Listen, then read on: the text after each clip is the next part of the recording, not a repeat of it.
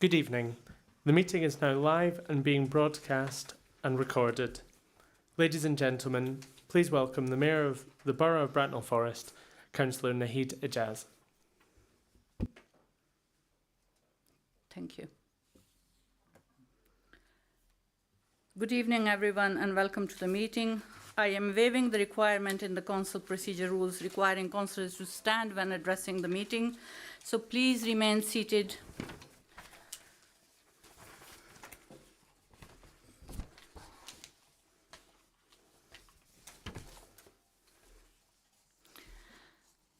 The meeting is being broadcast and recorded. If there are any technical issues, please bear with us. I now declare this meeting open. Agenda item 1, apologies for absence. Are there any apologies for absence? I've received apologies from Councillors Frost and Karim. Thank you. Do we have any other apologies? Please raise your hands and I will come to you in turn. No?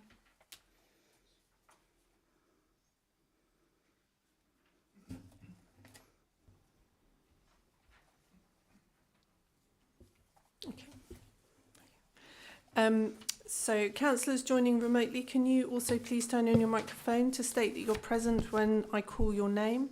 Anyone who does not respond will be recorded as giving their apologies.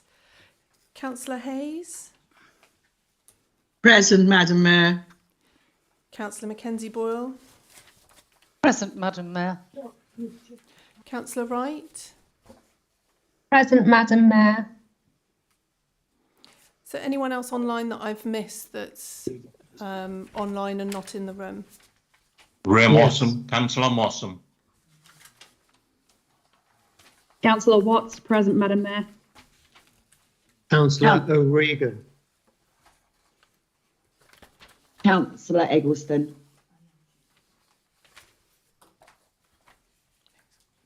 Councillor O'Regan. Many thanks, Councillor O'Regan. I think that's everybody now. Thank you very much. Thank you. Agenda item 2 is to recommend for approval as a correct record the minutes of the council meeting held on 13th of September 2023. I am happy to move the approval of the minutes. Before I ask Councillor Templeton to second the motion, please indicate if you have any issue with the accuracy of the minutes. No? Thank you. Deputy Mayor, has anyone joining remotely indicated that there is an issue? No. Thank you. Thank you, Councillor Templeton. Are you happy to second the minutes as a correct record? Thank you, Mayor. Madam Mayor, I'm happy to second. Thank you. Thank you, Councillor Templeton. As nobody has indicated that they have any issue, those minutes are agreed. Agenda item 3, declaration of interest. The full text of declaration of interest is set out on the agenda papers at item 3. Does any councillor have a disclosable pecuniary interest or an affected interest to declare? Please do so. Declare the nature of the interest.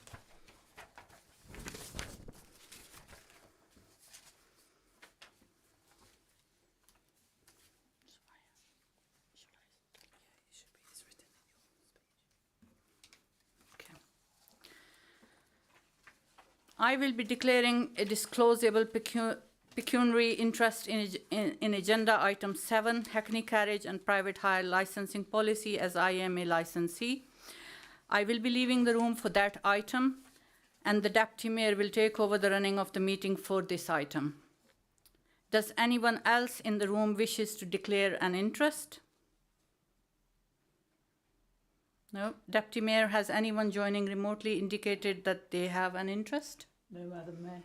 Thank you.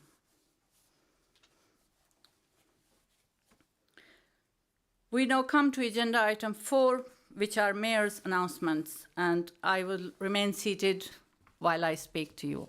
Thank you very much.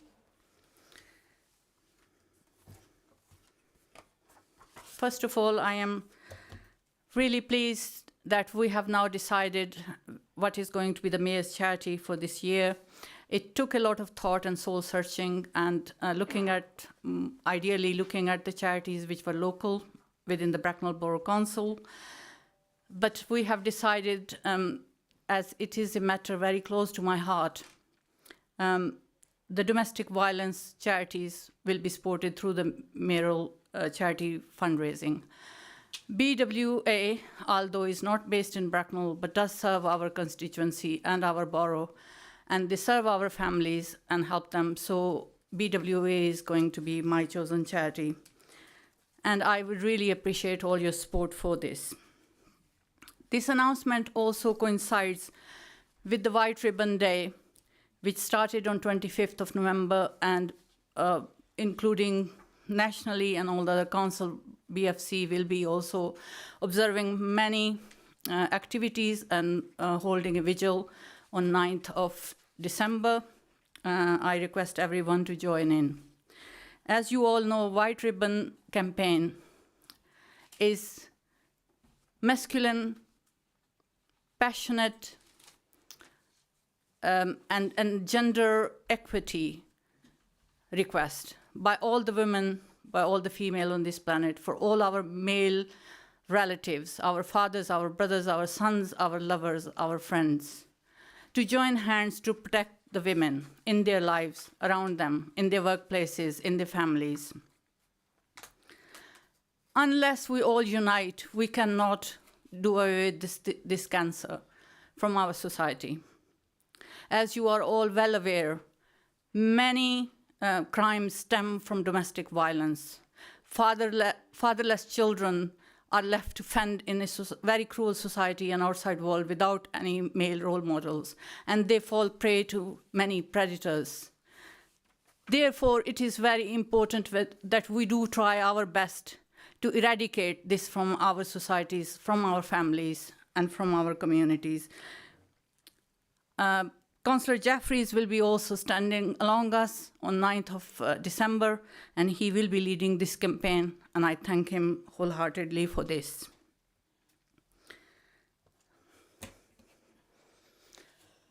Do you see slides? Have they gone? Yes. So there has been many exciting things that I've done quite recently, as you can see on the slides.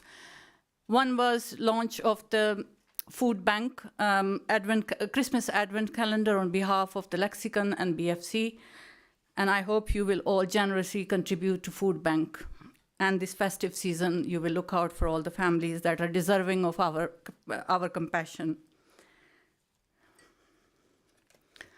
I also attended two major Hindu celebrations within Bracknell, which was Navratri and Diwali, hosted by two different groups, and they were all very welcoming, and it was a huge opportunity for me to be that bridge between the communities that I said that I will be when I took over this office, and I'm really happy that my presence did make a little difference. I also attended the Judicial Services Walk for the charity. It was led by the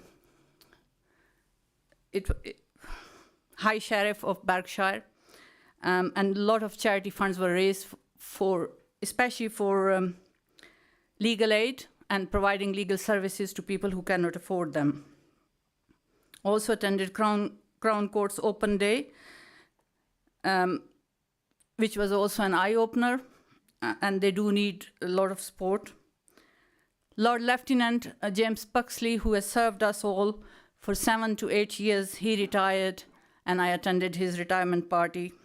And he has served us all wonderfully well, and we wish him all the best in his future endeavors. On 12th of November, we held Remembrance Sunday here in Bracknell.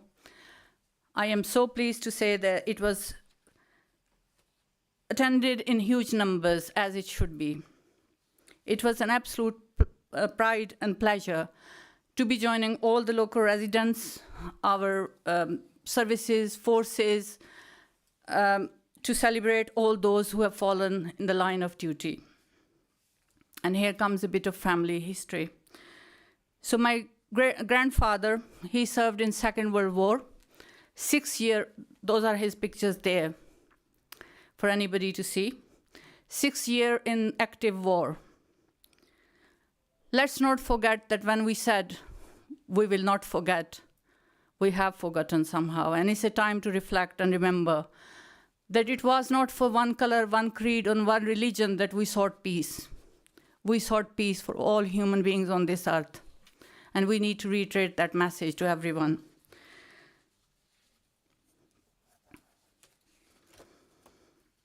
So my grandfather that you see in picture, he provided 150 soldiers of his own clan to British Army. He spent 6 years in Mesopotamia, which is now Iraq. And he also served in, I think, in Egypt and many other countries, 6 years in active duty and coming back. We don't want to forget their sacrifices. The second picture is my maternal grandfather above. He lost the friend that he's standing next to. He is buried somewhere in Egypt. So all those puppies that you all wear so proudly, they are their blood. They represent their blood, and let's not forget all those sacrifices. Thank you very much for that.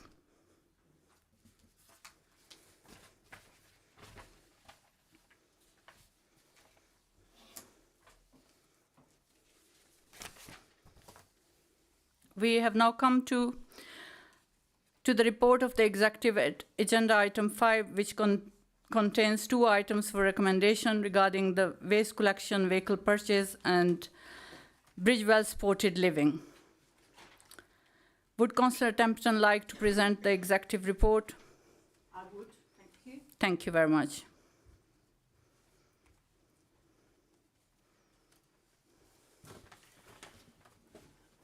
So this is the executive report, and we've been very, very busy, as you will see in the next slide. We've had 3 meetings, and I can't read this. Anyway, okay.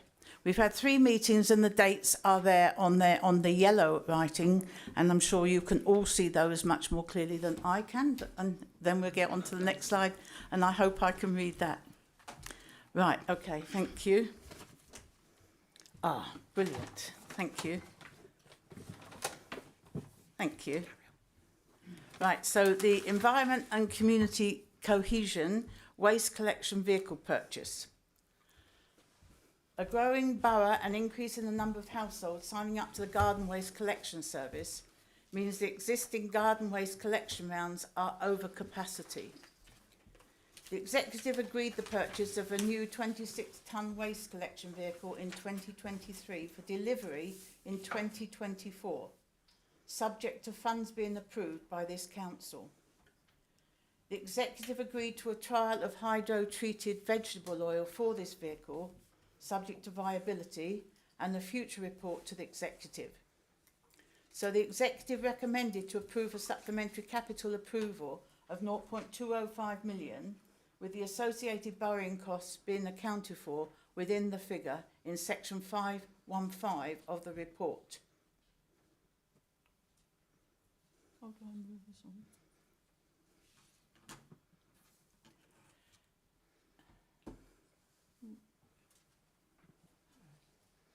Adult Services, Health and Housing. Bridgewell Supported Living. Bridgewell is a new supported living scheme for adults with learning disabilities. It's needed as a number of vulnerable people are either living in or will soon be living in accommodation that does not meet their needs. The design and builder contractor, Neilcock Construction, was appointed through competitive restricted tender in January 2023. They have developed the design and obtained planning permission. The executive noted the progress made on the design development of the new Bridgewell. They also noted the project's timetable and work to improve sustainability. The executive also approved the revised procurement plan for appointment of the Housing Association and support provider. The executive recommended approval of the additional cost of work for the new accommodation of £400,000. changing the previous budget from 7.15 million to 7.55 million, as detailed in paragraph 5.12 of the report.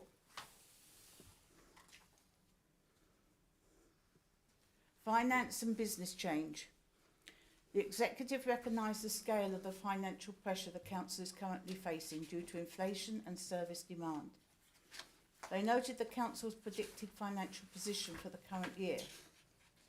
They endorsed the actions agreed by the corporate management team to help contain expenditure in the current year. The Council's predicted medium-term financial prospects were also noted based on assumptions detailed in the report. This is subject to development of detailed draft budget proposals for 2024-25 and future years, and confirmation of the local government finance settlement in December. The Executive noted at its November meeting that it would be asked to recommend to full Council a flexible use of capital receipts strategy. It also agreed the proposed use of the Council funding to support delivery of affordable housing, as set out in the report.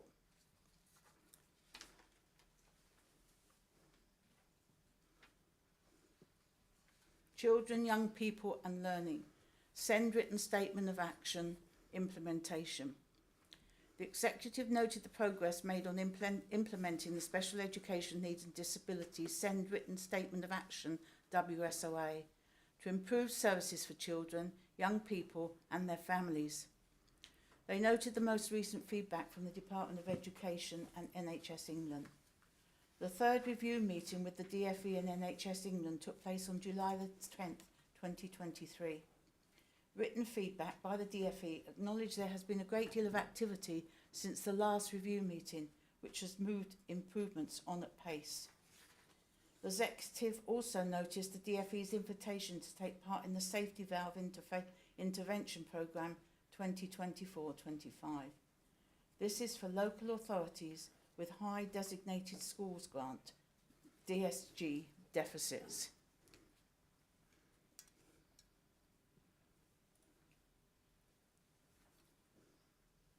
The Children, Young People and Learning New Send school site. The Council needs to provide new special educational needs and disability school places. It currently pays for a number of pupils to be educated out of the borough, which is expensive. It is projected that demand and cost will increase in the future. Bucklers Park was agreed as the site for a new autistic spectrum condition school. It was agreed to delegate authority to the Executive Director for People and the Executive Member for Children, Young People and Learning for any required amendments. Strategies and planning. Bracknell Forest Prevent Strategy 2024-27. The Executive approved and adopted the Prevent Strategy. Prevent is one of the 4 elements of Contest, the government's counter-terrorism strategy. It aims to stop people becoming terrorists or supporting terrorism. The Housing Allocation Policy. The Executive approved the proposed changes to the Housing Allocation Policy. They also approved the consultation plan so partners, councillors and the public can have their say on the possible changes. All Age Integrated Carer Strategy 2024-29. The Executive approved the draft strategy for public consultation. A revised draft will go back to the Executive reflecting the feedback. Bracknell Forest Economic Strategy 2024-34. The Executive approved the draft strategy for public consultation. It sets out how the Council is committed to achieving growth and prosperity through a thriving and connected economy. Procurement and contracts. Public Health Nursing Service. The Executive approved the award of a 0 to 19-year-old public health nursing service contracted for a 5-year term with 2 12-month optional extensions.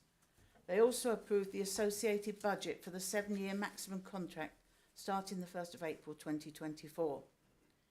Sexual and reproductive health. The Executive approved a 2-year direct award to ensure continuity of specialist and integrated sexual and reproductive health services across East Berkshire beyond 30th of June 2024. Occupational health. the Executive approved the proposed re-procurement of an occupational health service contract for council staff, including school staff. Occupational health services support managers with staff absence and helps employees return to work. Integrated therapies. The procurement plan for an integrated therapy service was approved by the Executive. This is a joint service with NHS Frimley, the Royal Borough of Windsor and Maidenhead and Slough Borough Council. The service is required to meet the needs of children and young people with special educational needs and disability. Thank you. Are there any questions? Thank you, Councillor Templeton. Thank you very much. Are there any questions on this report? Councillor?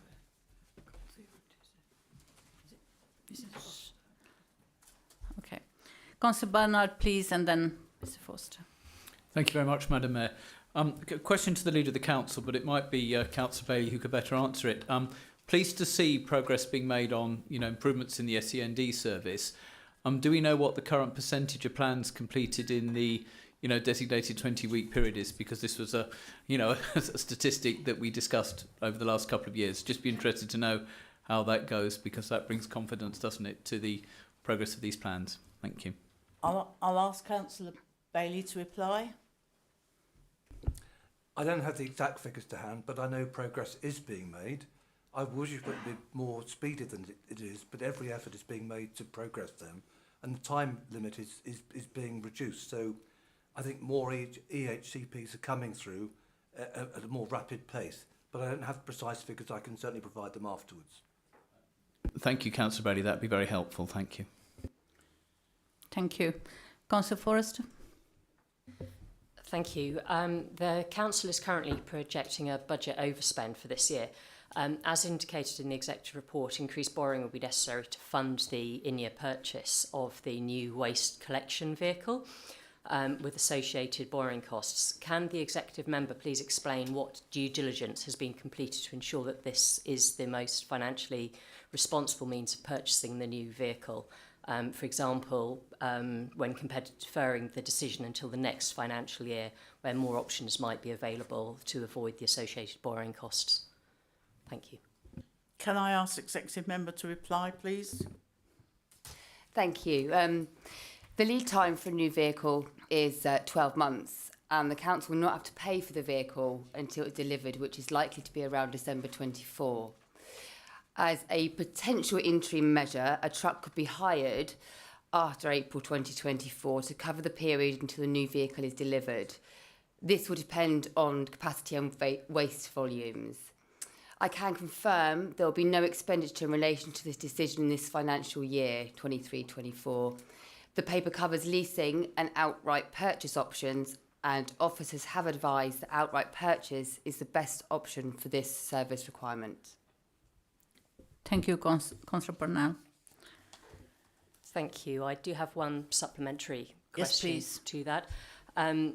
The proposed vehicle is intended exclusively for the collection of garden waste, which is a discretionary service and therefore does not benefit all residents equally. For example, residents in flats without gardens have no use for the service. The Executive Director for Deliveries report to the Executive Committee on the 14th of November 2023 proposing that the ongoing revenue costs of the new vehicle will be met in part through a £5 annual increase in the subscription charge for garden waste collections and in part from a £75,000 saving to be found within the 24-25 budget. Can the Leader provide assurances that residents who do not use the garden waste collection service will not be unfairly burdened due to the additional costs, for example, reductions being made to budgets for other more general services to achieve the indicated saving? Thank you. Councillor Purnell, would you like to answer that? Yeah, I can. So the new truck will predominantly be used for garden waste, but it states in paragraph 5.5 that it will also be used for general waste and dry recycling where required. That's normal practice for all of the 26-tonne vehicles. which can pick up any waste or recycling except for the food. And it's common practice for trucks that finish rounds on one service to then go and support the others. It is a non-statutory and subscription service, and the recommendation is that the annual cost for a subscription is increased to cover some of the revenue costs of the new vehicle. The remaining revenue cost for the new vehicle will be offset by including the £75,000 saving from the waste collection budget as part of the 24-25 budget build process. Thank you, Councillor Purnell. Councillor Tina Abley. Thank you, Madam Mayor. My question is on the construction output price indices the OPI data from the Office for National Statistics, which indicates continued inflationary pressures affecting the construction industry well above more general measures of inflation. For example, estimated construction OPI inflation for the 2022 to 23 year is approximately 12%. Bridgeway Supported Living is a vital project for the future of the borough, ensuring appropriate supported living arrangements are available for vulnerable members of our community. However, it is important on a project of this value to ensure that project costs are managed in a responsible manner. What reassurances can the leader provide that the council is adequately protected from further cost increases as the project progresses? Thank you. Thank you. I can answer that, but I think the executive member is online to answer that from a conference in Bournemouth. Are you there, Councillor? Yeah. Right. Councillor Wright. Can you answer that, Councillor Wright? I don't have any text to answer it. I can answer it, but okay. I haven't been given a response. All right. Thank you. Sorry. I'll answer it then. The actual contract is very tight, so the actual contract, it does not allow, it will, if there is inflation, that will be covered with the contract. The only answer is it can't be absolutely guaranteed, the cost of this, because when you dig and you go underground, they do not yet know whether there will be asbestos underground or whatever might be underground, and that may then delay, and it might cost more. But there is a contingency fund to enable this to be covered should this arise. So they have the actual contract is as tight as it can be. Thank you. Thank you. Deputy Mayor, are there any questions from those joining remotely? No, there aren't. Councillor Bernard, you have another question? Yes, thank you. It just goes back to the subject we discussed about waste trucks, because I think something I'd be interested to know, maybe in a written response, is the consequences of not actually increasing the garden waste collection capacity. Because my understanding is that one of the key principles behind this to include the amount of recycling, and this is something which is effectively recycled. So, you know, notwithstanding, you know, the question asked earlier, I'd be really interested on the positive benefits of doing this, because I think we need to understand that, because my presumption is that the landfill costs of that garden waste inadvertently and undesirably finds itself into the waste stream would more than compensate and therefore disadvantage every resident of Bracknell Forest if we didn't actually effectively collect it. But it's not, you know, it would be really useful if we could just have an update on that, because I think that might put forward a slightly more balanced view of what we need to achieve by this. Thank you. Thank you very much for that very positive input. I'd just like to add to that if it goes to landfill, we produce more methane gas as well. So it's a double whammy. So we definitely don't want it, and we can sell the compost off in our bags. So it makes and it that's much something better. whereby every resident of Bracknell Forest benefits, not just those leaders we know that might have or might not have a garden. Thank you. Thank you. No more questions? Any questions online? No questions. All right. Thank you very much, Councillor Temperton.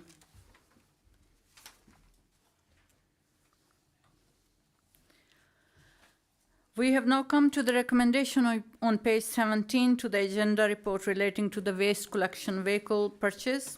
Does anyone have a question on the report?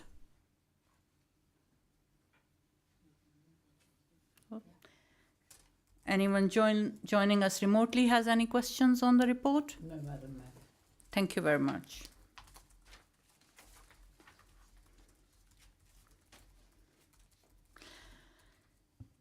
Councillor Purnell, would you like to move this recommendation now, please? Thank you, Madam Mayor. Yes, I'd like to move recommendation at 5.11 on page 17 of the agenda. Is this seconded? Yep, Councillor Welch, I second this. Thank you, Councillor Welch.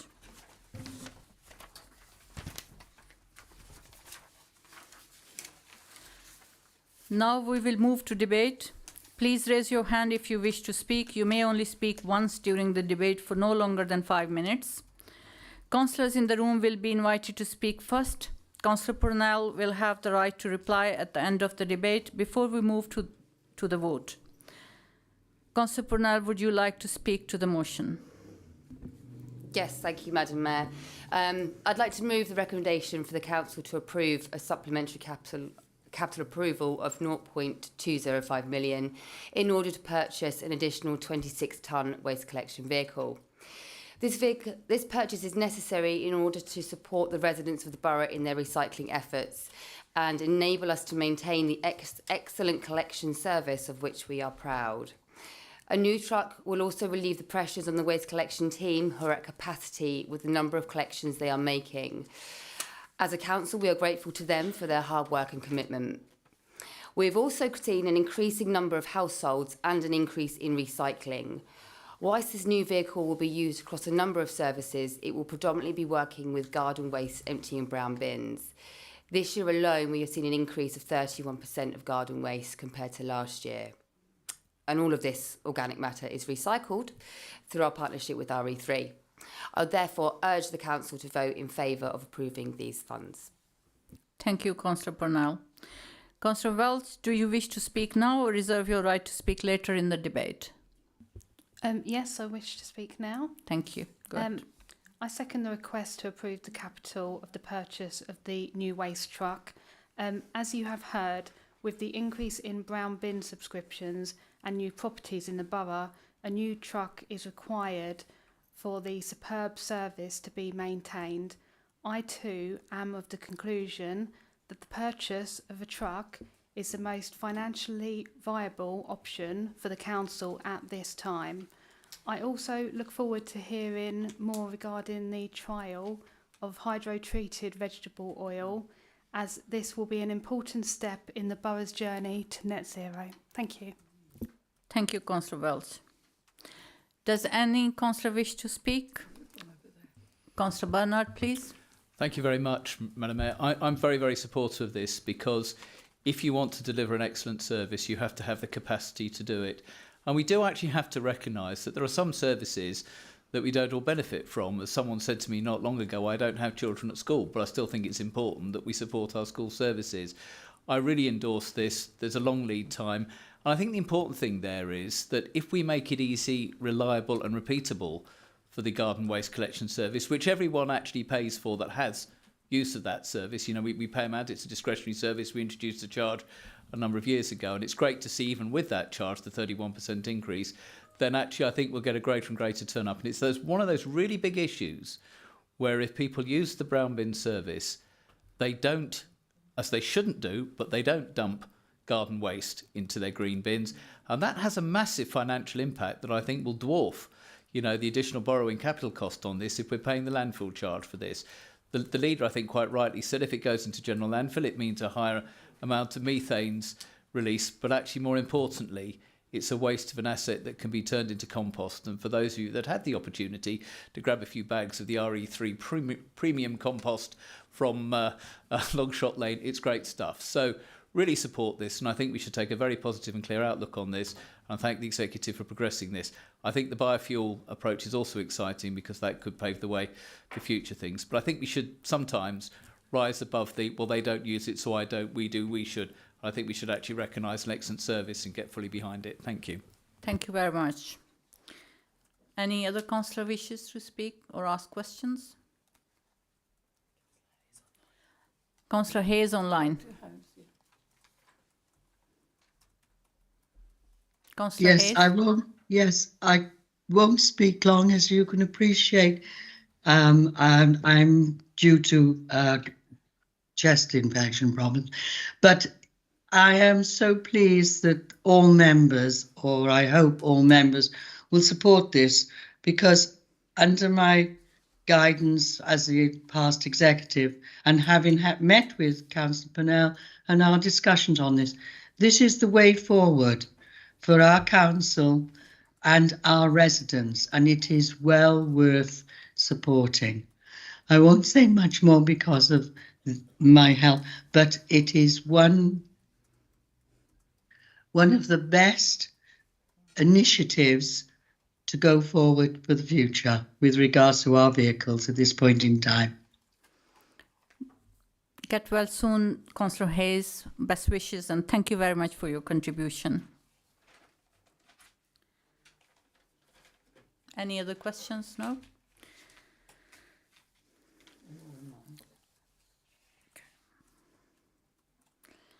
Councillor Purnell, would you like to reply to any of those or add anything to this motion?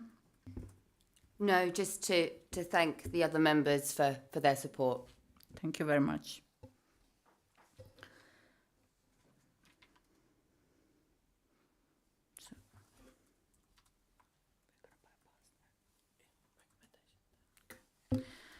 The recommendation is set out on screen. The Democratic Services Officer will count your votes. So please make sure your hand is clearly raised. Only those in the room can vote. Can all those present in the chamber indicate by raising your hands if you support the recommendation?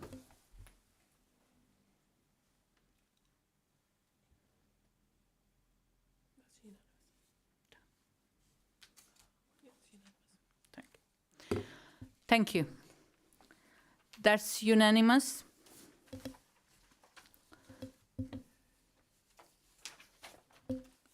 Harry, would you please confirm the results? Madam Mayor, that's carried. Thank you very much.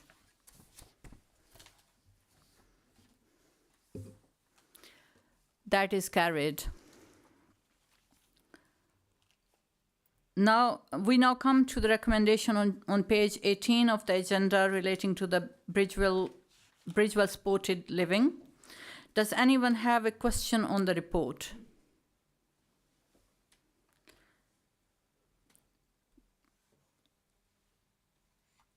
If there are no further questions, Councillor Templeton, would you like to move this recommendation? Nothing online.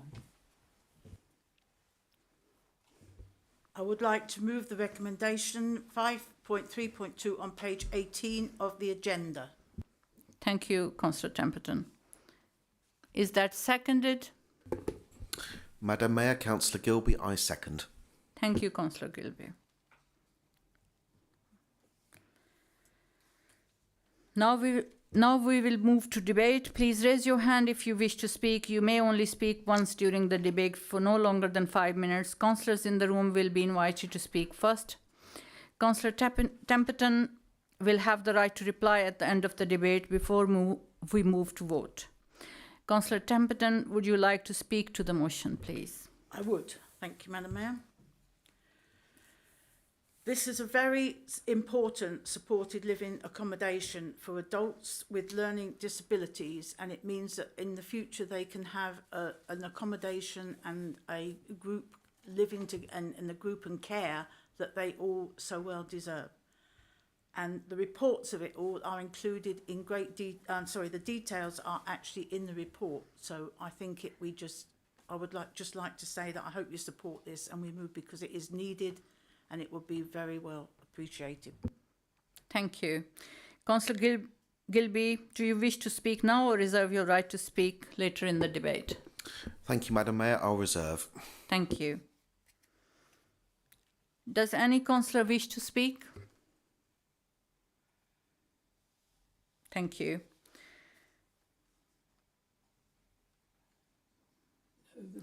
Is there any questions? There is one online. Okay. Councillor Ward, please. Thank you, Madam Mayor. I just wanted to speak in support of this because it's really important that people have continuality in this sort of situation, and it makes sense economically and socially, so they get to have the company that they need. So I'm fully in support of this motion. Thank you. Thank you, Councillor Wards.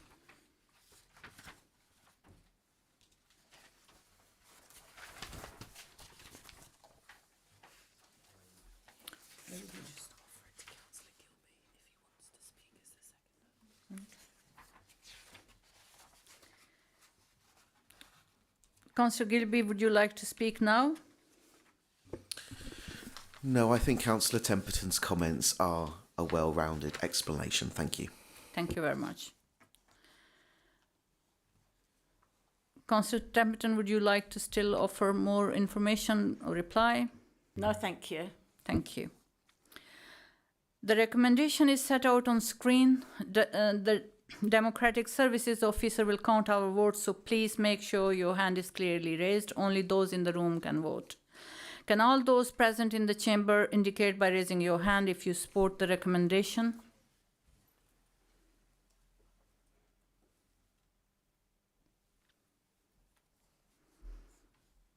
Thank you. Any against?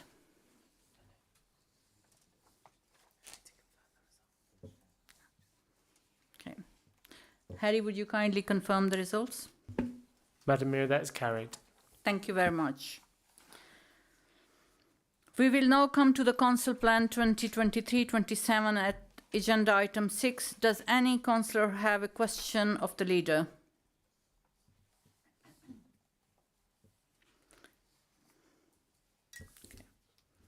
Anyone online has any question to the leader?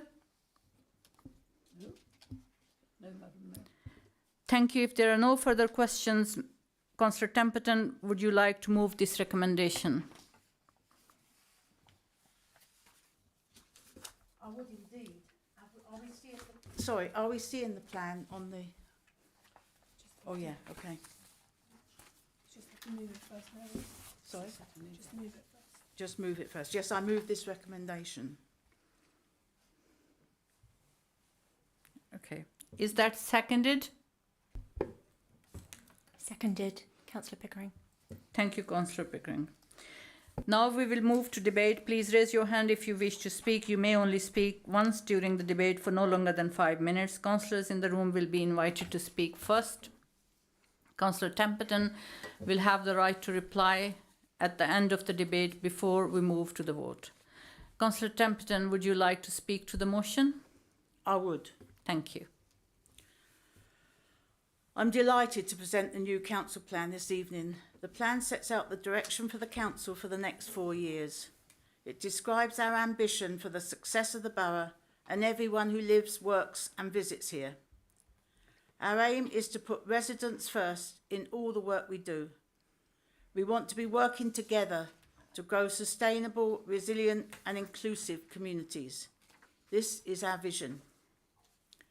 The plan has been developed based on exploring local data and insights to understand the challenges ahead, but also the opportunities for us to explore. The plan reflects the commitments of our Labour Group manifesto from the election in May and the promises we made to residents. This includes our commitment to addressing climate change, enhancing opportunities for children to reach their potential, and for adults to have appropriate care when they need it. The plan has been developed with cross-party feedback over a series of workshops and sessions with councillors in the last few months. So this is the combined output of all this work together. There are 3 priorities for the borough: to have engaged and healthy communities, a thriving and connected economy, and a green and sustainable environment. Within each of these themes, we identify a series of ambitious goals to work towards and some of the key projects to make it happen.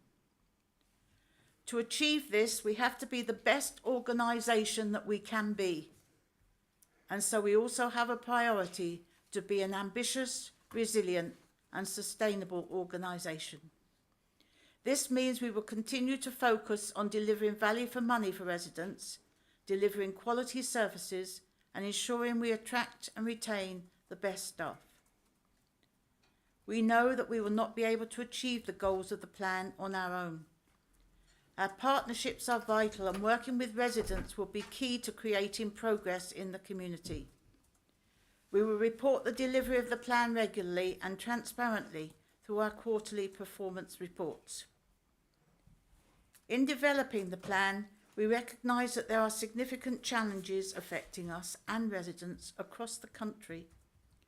Costs have risen rapidly, and our funding is not increasing to match these rising costs.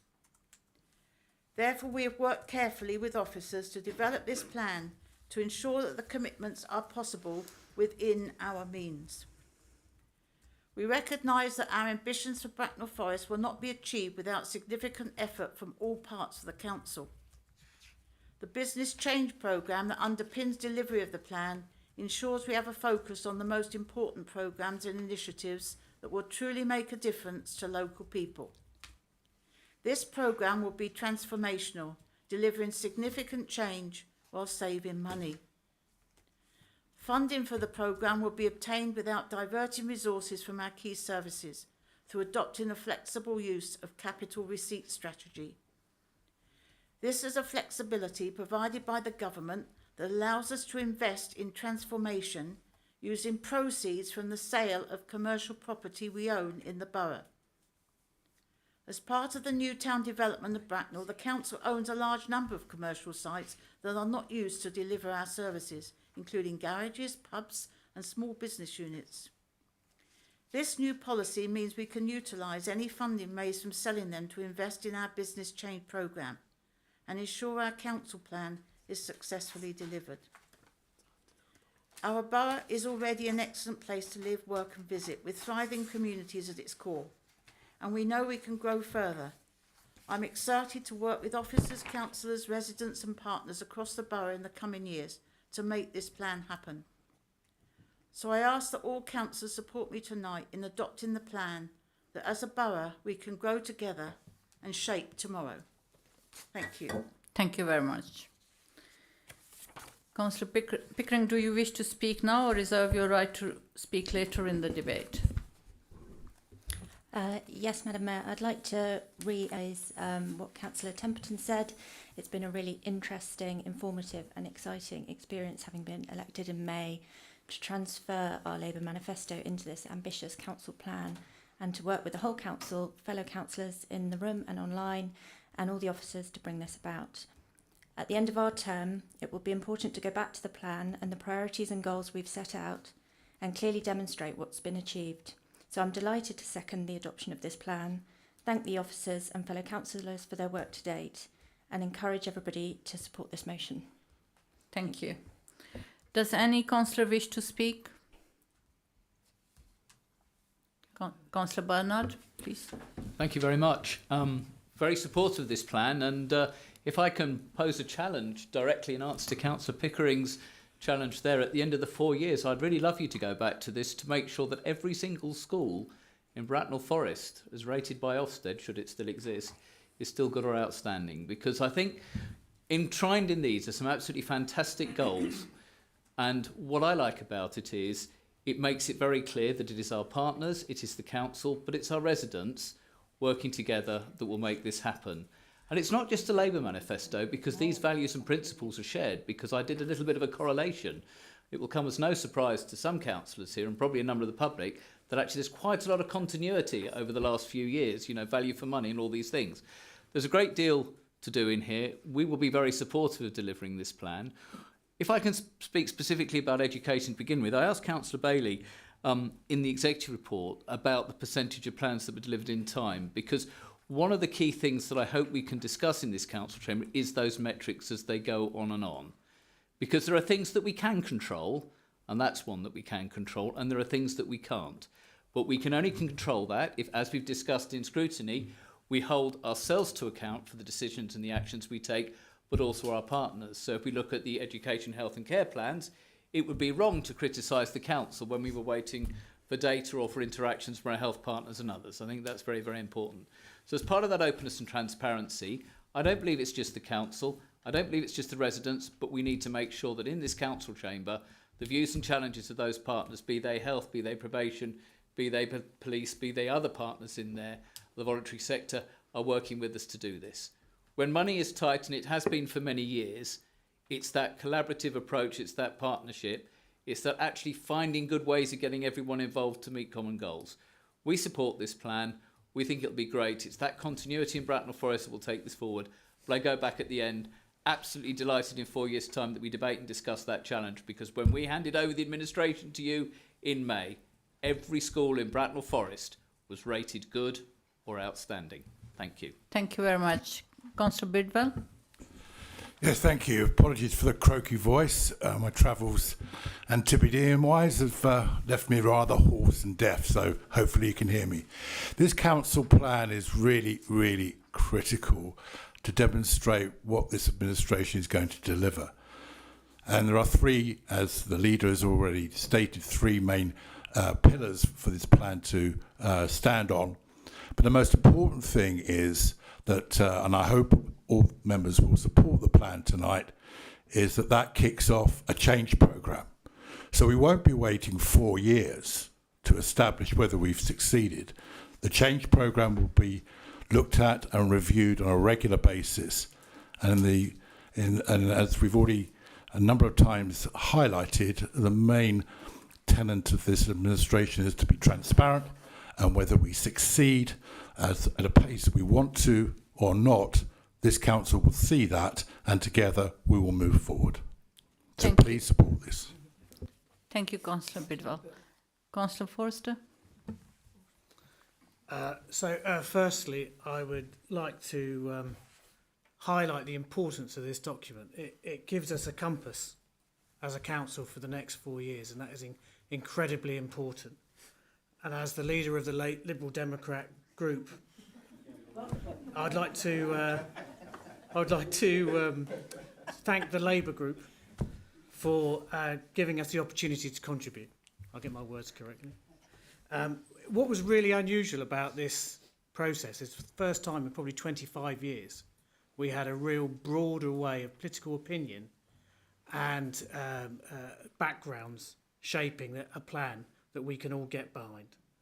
And that is a really exciting thing for this borough. It is a plan that we can all buy in, Conservative, Labour, Liberal Democrat and Green, I'm sure, because we've all felt we've worked together to produce it. So that's been a really fantastic achievement. We, as a team, will get behind you, the exec, over the next 4 years. We believe in this plan. We believe it has real potential to improve our community. And I'm sure that we can make our borough and improve it and be a proud place to live. So, as a group, we are supporting you in this, and thank you for the opportunity to make it a true all-council member plan. Thank you very much.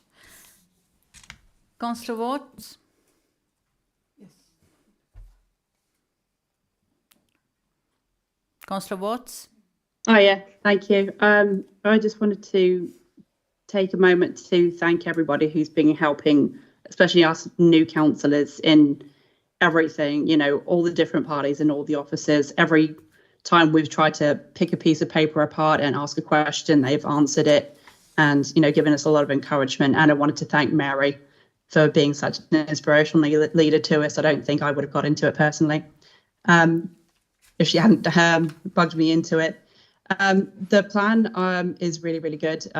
We've all given our views from our various experiences and backgrounds, and we've thrown ourselves into pretty much every aspect of it. And yeah, really all given our heart and soul into it. And I'm really, really proud of it. So thank you. Thank you, Councillor Watts.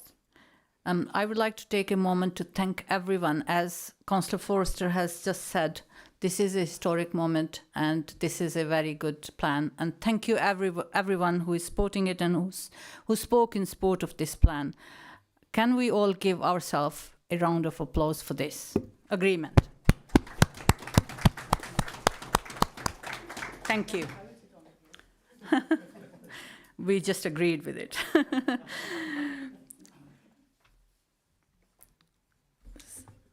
Councillor Pickering to speak if she has. You have already spoken, so I'll steadily move on. The recommendation is set out on screen. The Democratic Services officer will count our votes, so please make sure your hand is clearly raised. Only those in the room can vote. Can all those present in the chamber indicate by raising your hands if you support the recommendation? Can I just move those recommendations just a minute? Because I would like to say that approve the council plan attached to Appendix 8. There's 3 recommendations. Support delivery of the council plan and ensure the organisation remains resilient and sustainable by endorsing the proposed business change programme summarised in Appendix 8A. And another one, 2.3, approved with effect from December 2023 a flexible use of capital receipt strategy as set out in Appendix B to provide funding needed to ensure the council plan and business change programme are successfully delivered. Thank you very I would much. like to move all 3 recommendations. Thank you. Shall we take the vote now? So we'll move to take the vote. Would you kindly raise your hands to vote for the recommendation?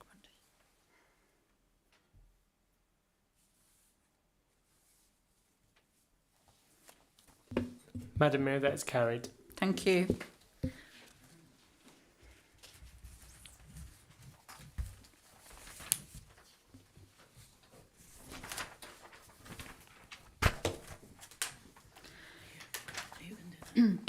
I will now hand over to Deputy Mayor to chair this item as I have a disclosable pecuniary interest and I will leave the chambers. No, you will take over. Thank you.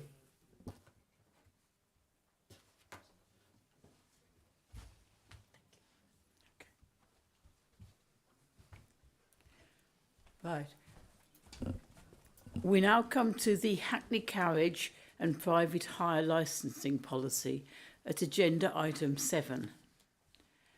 Does any councillor have any question of the Chair of the Licensing Committee, Councillor Gilby?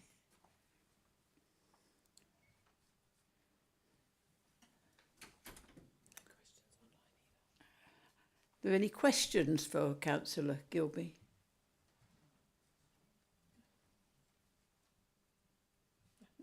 No, no questions? I confirm there are no, sorry. If there are no further questions, Councillor Gilby, would you like to move this recommendation? Thank you, Madam Deputy Mayor. I would like to move the recommendations at 2.1, 2.2 and 2.3 on page 61 of the agenda. Thank you. Is that seconded? Can I second it, please, the Vice Chair? I don't think you can online. Right. Yeah. Councillor Regan here. I'm the Vice Chair. Can I second the motion? No. You can't. I'll go. I know. Councillor. Thank you, Okay, Madam sorry. Deputy Sorry, yes. Mayor. Councillor Jeffries. Councillor Jeffries. Councillor Jeffries, I'd like to second. Yes. Just inform Councillor Regan. Right. Councillor Regan, as you are online, you can't second, I'm afraid.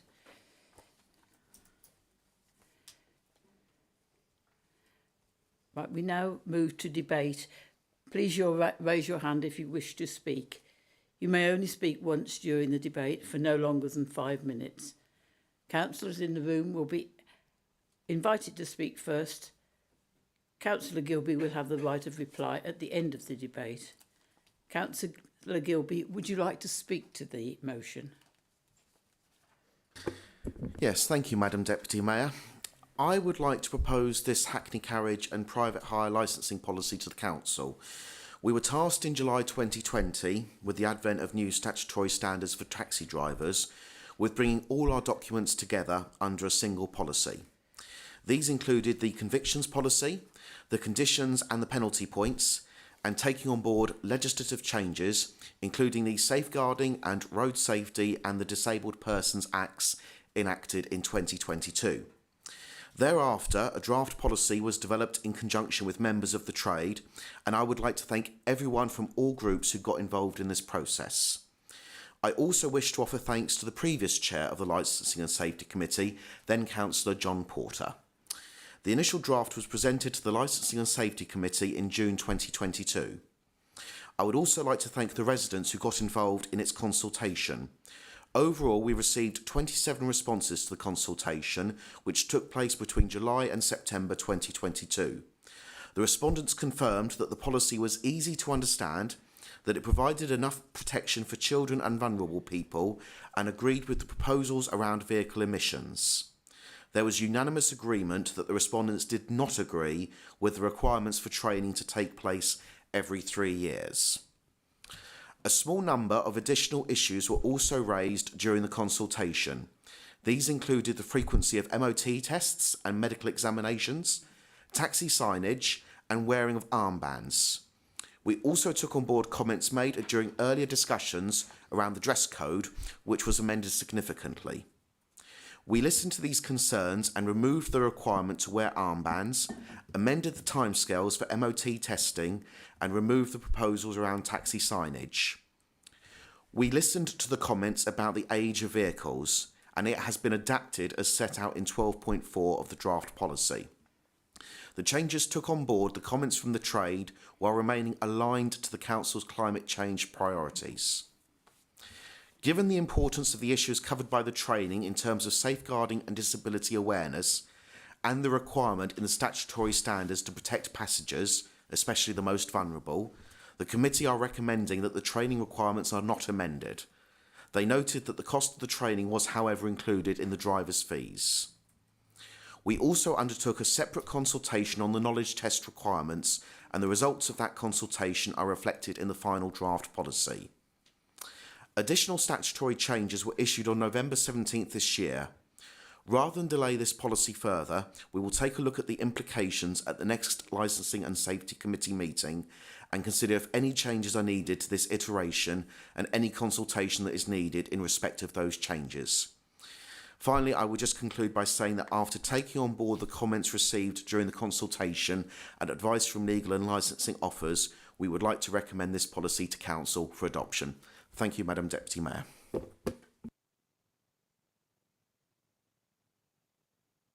Speak now, or right to speak later in the debate.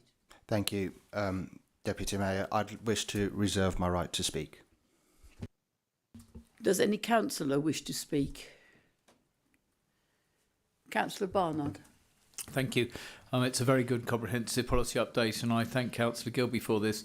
The issue I'm interested in is training, because there's been a conversation on more than one occasion with regards to safeguarding, in particular to understanding potential sexual exploitation and other exploitation by the carrying of minors in taxis. And I know that there's been a lot of debate and discussion around how we best involve our taxi drivers, because there's no suggestion, that there's any fault on their part at all, but actually that they can be very helpful in highlighting, in the same way we work with hotels and things, of such calls there. And I know that this was a huge issue that came up with Thames Valley Police on a number of occasions. So maybe in summing up, if you could just explain how we're going to make sure that happens, because I genuinely believe it's there for the protection of the taxi drivers as much as for the young people in Bracknell Forest. So, in summing up, if you can just share some thoughts on that, be great. Thank you.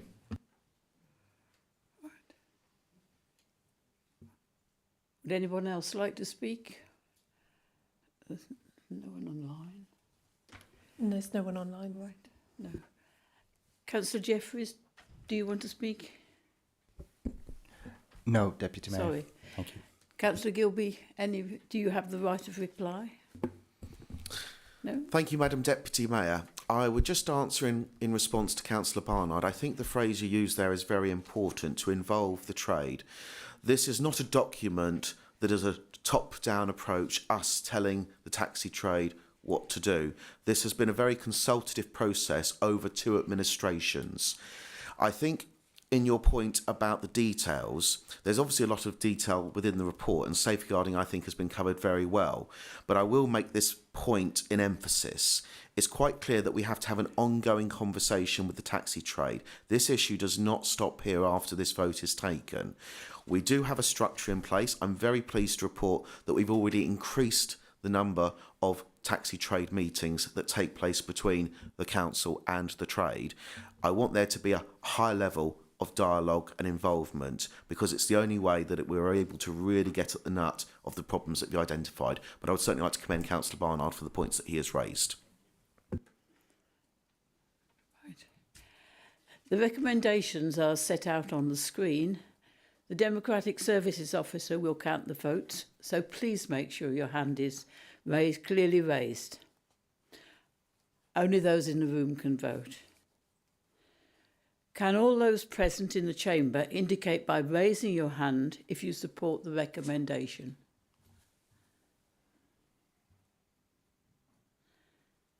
Right. Madam Deputy Mayor, that is carried. Right. We now invite the Mayor back in. Thank you.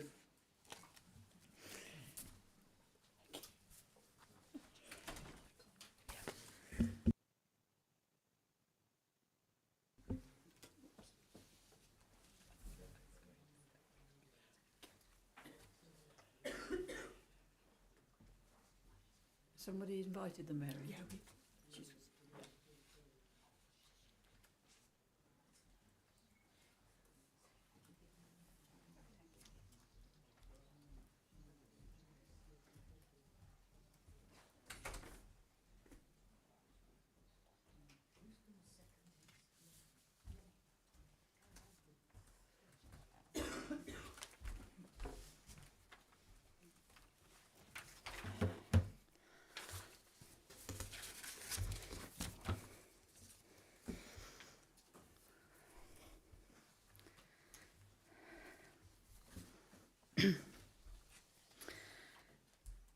Now we have come to the schedule of meetings 2024-25 report at agenda item 8. Does any councillor have a question of the leader? Anyone joining us remotely has any questions of the leader? No, Madam. Councillor Bernard? Thank you, Madam Mayor. It's just a question about the start time of the planning committee. I know we have tremendous fun and long and detailed conversations at our planning meetings, but the issue about it starting at 6:30 is it is significantly disadvantageous to those people that actually have a day job and might not actually get back into the borough till 6:30, 7 o'clock at night and things like that. And there have been some issues where it's been a close run thing. So I just wonder if we could sort of look at that and maybe canvass views as to that, but because generally planning meetings used to start at 7:30 and evening meetings started at 7:30 with a recognition it didn't disadvantage those who actually had a day job and actually needed to go out and work outside the borough. And I don't know when this crept in, but I'd really appreciate if we could look at it over the course of the next few months. That would be very helpful, given that we have a smaller planning committee than we did, and therefore it's critical that all members are able to attend. Thank you, Councillor Bernard. I'll reply. I think we will definitely take that on board and look at it and have a feel and have a discussion amongst all the members there of what they think and come back to you. Thank you. I wouldn't want to curtail our enjoyment, but I'm glad that you had a look into it. Thank you. So I move the recommendation with that understanding. Councillor Harrison? Thank you, Madam Mayor. Yeah, I was just going to make the Leader of the Council aware that also the reason that a lot of meetings were moved forwards was because during COVID, of course, people weren't meeting in person in the office and were meeting over Teams, and therefore didn't have to take into account travel time from where they worked in order to get to council meetings. But now we're back getting on with the job, and I think it would be useful for members and also for members of the public who have jobs to go to be able to watch our meetings live, and maybe if they're coming to planning committee or watching that, to be able to participate. Thank you, Councillor Harrison. May I request all the councillors please just ask the question when it's question time. Thank you. Would you like to respond to that, Councillor Templeton? I'll just respond that I promise to run a transparent, open and a council that will listen to views, and so we will listen to your view, and I will move this recommendation in a minute, understanding that that will be considered. Thank you. Deputy Mayor, are there any questions from those joining remotely? No, Madam Mayor. Thank you. Thank you. There is no further questions. Councillor Tempton, would you like to move this recommendation, please? I move the recommendation 2.1 on page 191 of the agenda with the understanding that we've just discussed. Is that seconded? Councillor Bernard? Thank you. Now we will move to debate. Please raise your hands if you wish to speak. You may only speak once during the debate for no longer than 5 minutes. Councillors in the room will be invited to speak first. Councillor Templeton will have the right to reply at the end of the debate. Before we move to the vote, Councillor Templeton, would you like to speak to the motion? No, I think we've said enough. Thank you very much.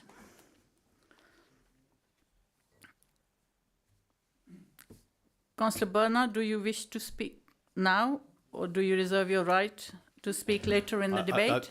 Madam Mayor, I feel I've sent enough on this one. Thank you. Thank you. Does any councillor wish to speak? No, thank you. Anyone remotely joining us wishes to speak? No, Madam Mayor. Thank you very much.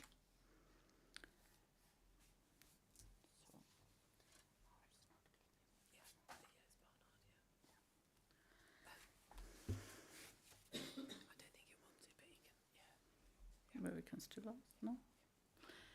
So just as a last opportunity again, Councillor Bernard, do you wish to speak?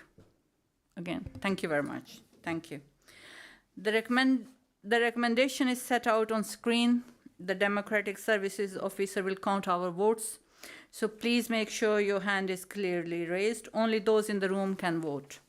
Can all those present in the chamber indicate by raising your hands if you support the recommendation?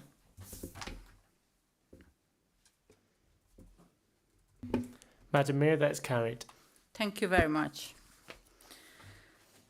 We will now come to the establishment of an appointment committee. Report at agenda item 9. Does any councillor have a question of the leader? No? Thank you. Deputy Mayor, those joining remotely have any questions to the leader? No, Madam Mayor. Thank you. If there are no further questions, Councillor Templeton, would you like to move these recommendations? I would indeed, but oh yes, it's on the screen. To move recommendations 2.1, 2.2, 2.3, 2.4, 2.5 on page 197 of the agenda, plus an additional recommendation 2.6 as shown on the screen. Thank you. Is that seconded? Councillor Purnell, I'm happy to second. Thank you, Councillor Purnell. Now we will move to debate. Please raise your hands if you wish to speak. You may only speak once during the debate for no further than 5 minutes.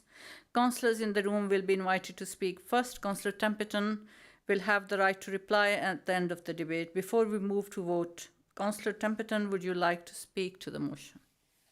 I would just like to say that there will be an appointment committee, but the names will be referred to later and published when I've spoken to all members and when we have a date and we actually know when it will be arranged. Thank you very much, Councillor Templeton. Councillor Purnell, do you wish to speak now or reserve your right to speak later in the debate?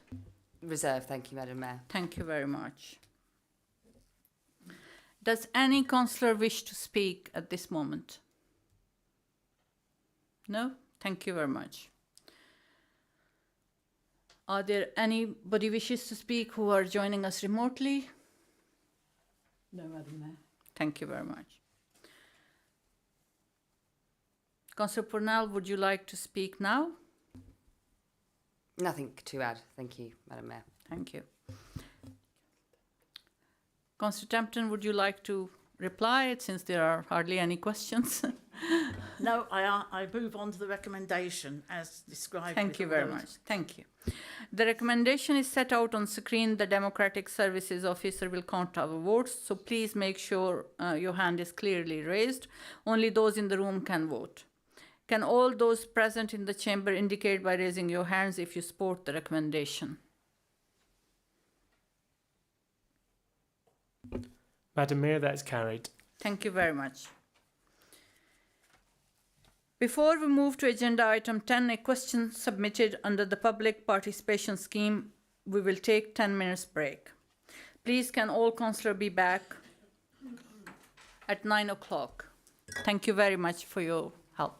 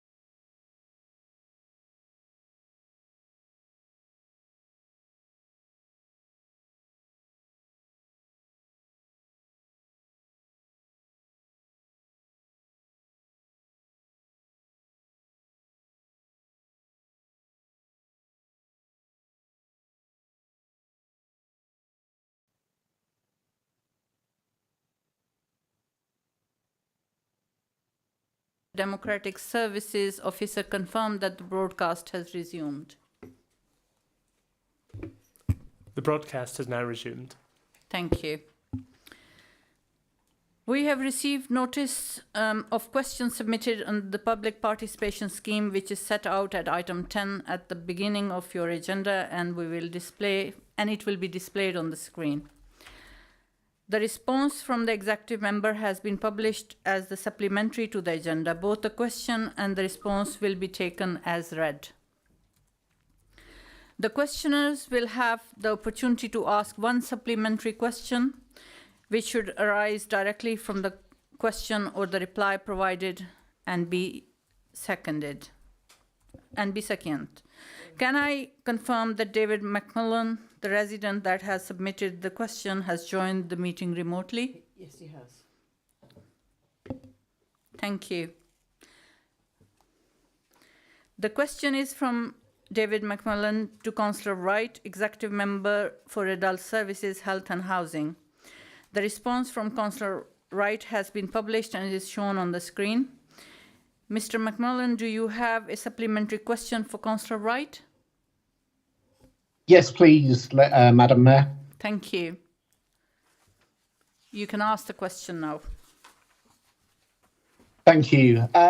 Councillor Wright, thank you for your detailed response. I only have a very brief supplementary question.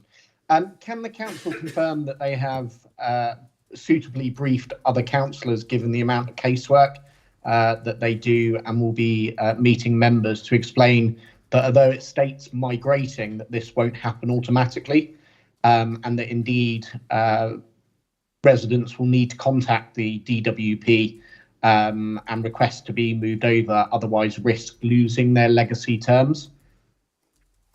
Thank you, Mr. McMillan. Councillor Wright, can you please respond?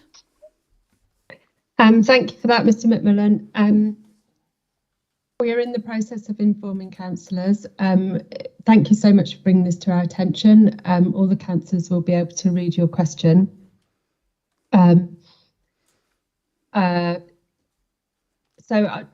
I'm not reading out this supplementary question. This is another supplementary question on top of the other supplementary question. Is that right?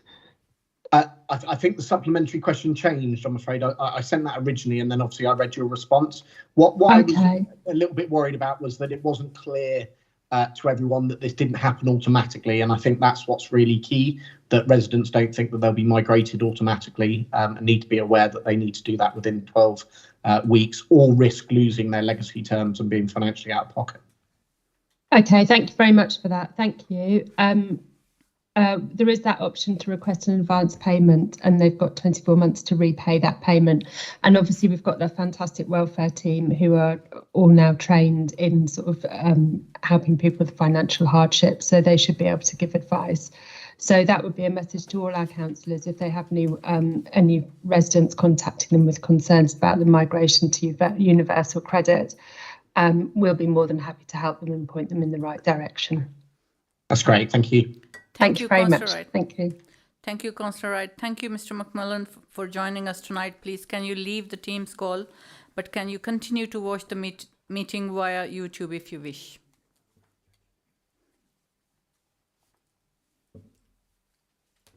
Has he left the meeting? Thank you. We have received notice of two questions which are set out at item 11 at the beginning of your agenda and will be displayed on the screen in turn. The response from the relevant executive member to each question has been published as a supplementary to the agenda. Both questions and the responses will be taken as read. The first question is from Councillor Aberley to Councillor Gilby, Executive Member for Planning and Transport. The response from Councillor Gilby has been published and is shown on the screen. Councillor Aberley, do you have a supplementary question for Councillor Gilby? Madam Mayor, yes, I do. Okay, thank you. You can ask the question now. Thank you, Madam Mayor. I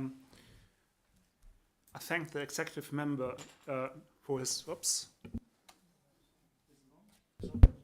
Awesome. Right. I thank the executive member for his response, and the answer discusses conversations to be progressed with relevant partners to improve community transport connections. Please can the executive member provide more detail on the actions proposed and likely timeframes, and specifically in relation to Crowthorne and Sandhurst? Thank you very much. Thank you, Councillor Abre. Councillor Gilby, can you respond, please? Thank you, Madam Mayor. I thank the member for his question. This is something close to my heart, especially as I used to live in Little Sandhurst.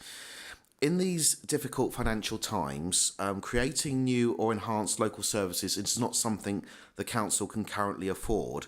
However, an informal meeting was held between Bracknell Forest Council and Wokingham Borough Council, part of which covered options for a bus route serving Crowthorne train station. As the member will appreciate, in this area which dissects 2 borough councils and 3 parish councils, the involvement of all is necessary for such a scheme to get off the ground. I am pleased to report a list of costed options are being worked on and will be shared with the other councils within the next few weeks.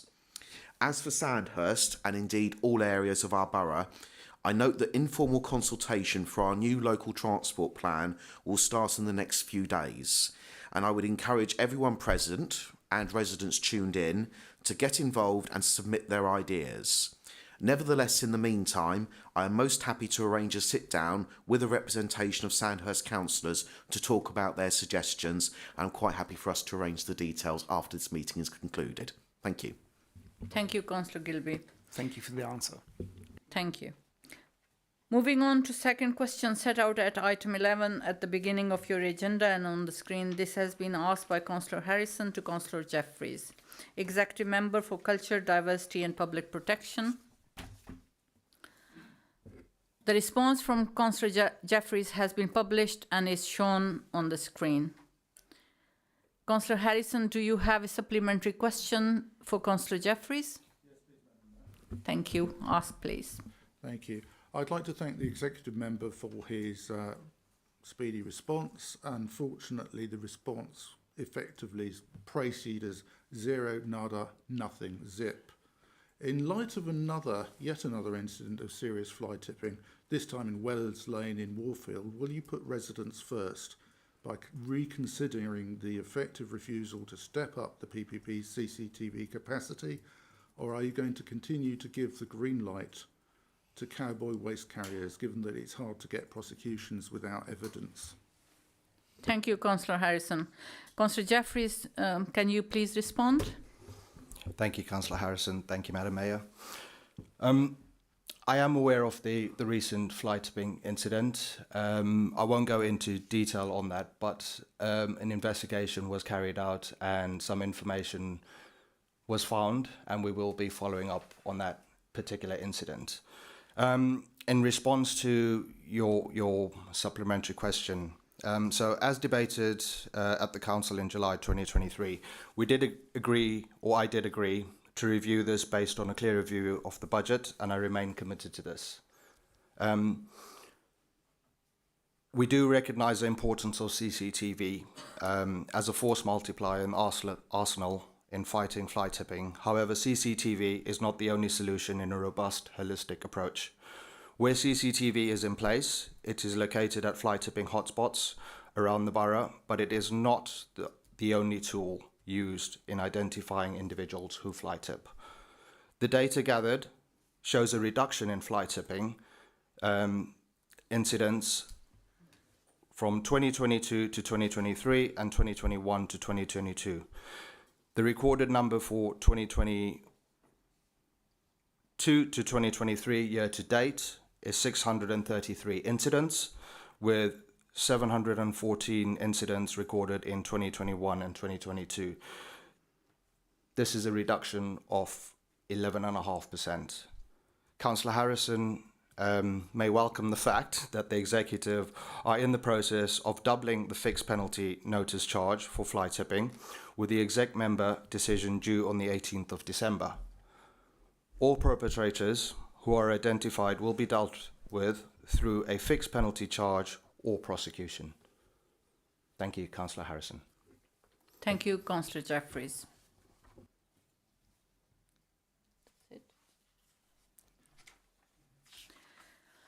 Three motions were submitted under Council Procedure Rule 11 of the Constitution and are set out at the item 12 at the beginning of your agenda.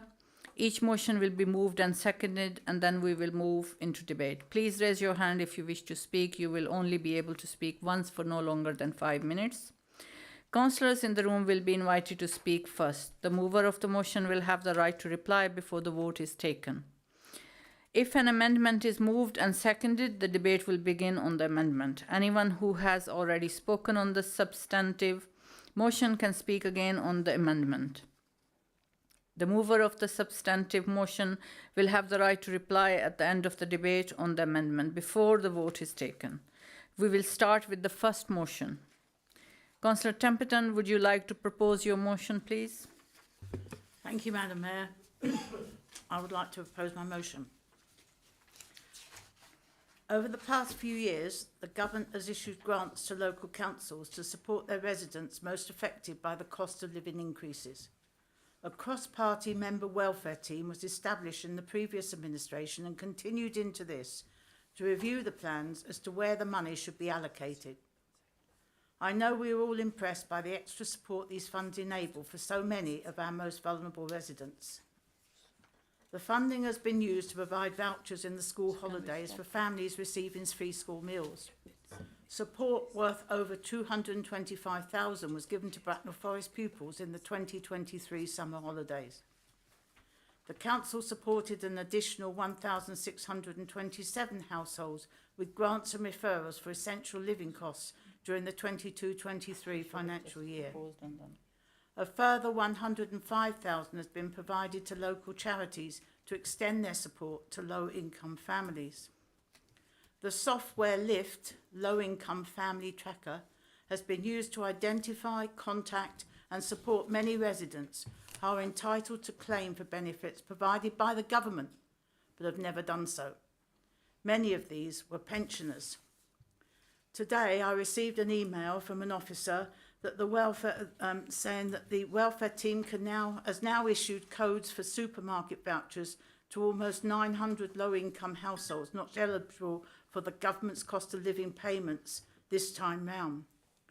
And the Household Support Fund has enabled £150 vouchers issued to almost 700 pension-age residents and voucher codes worth £450 to 182 working-age residents. This is in with the last few days.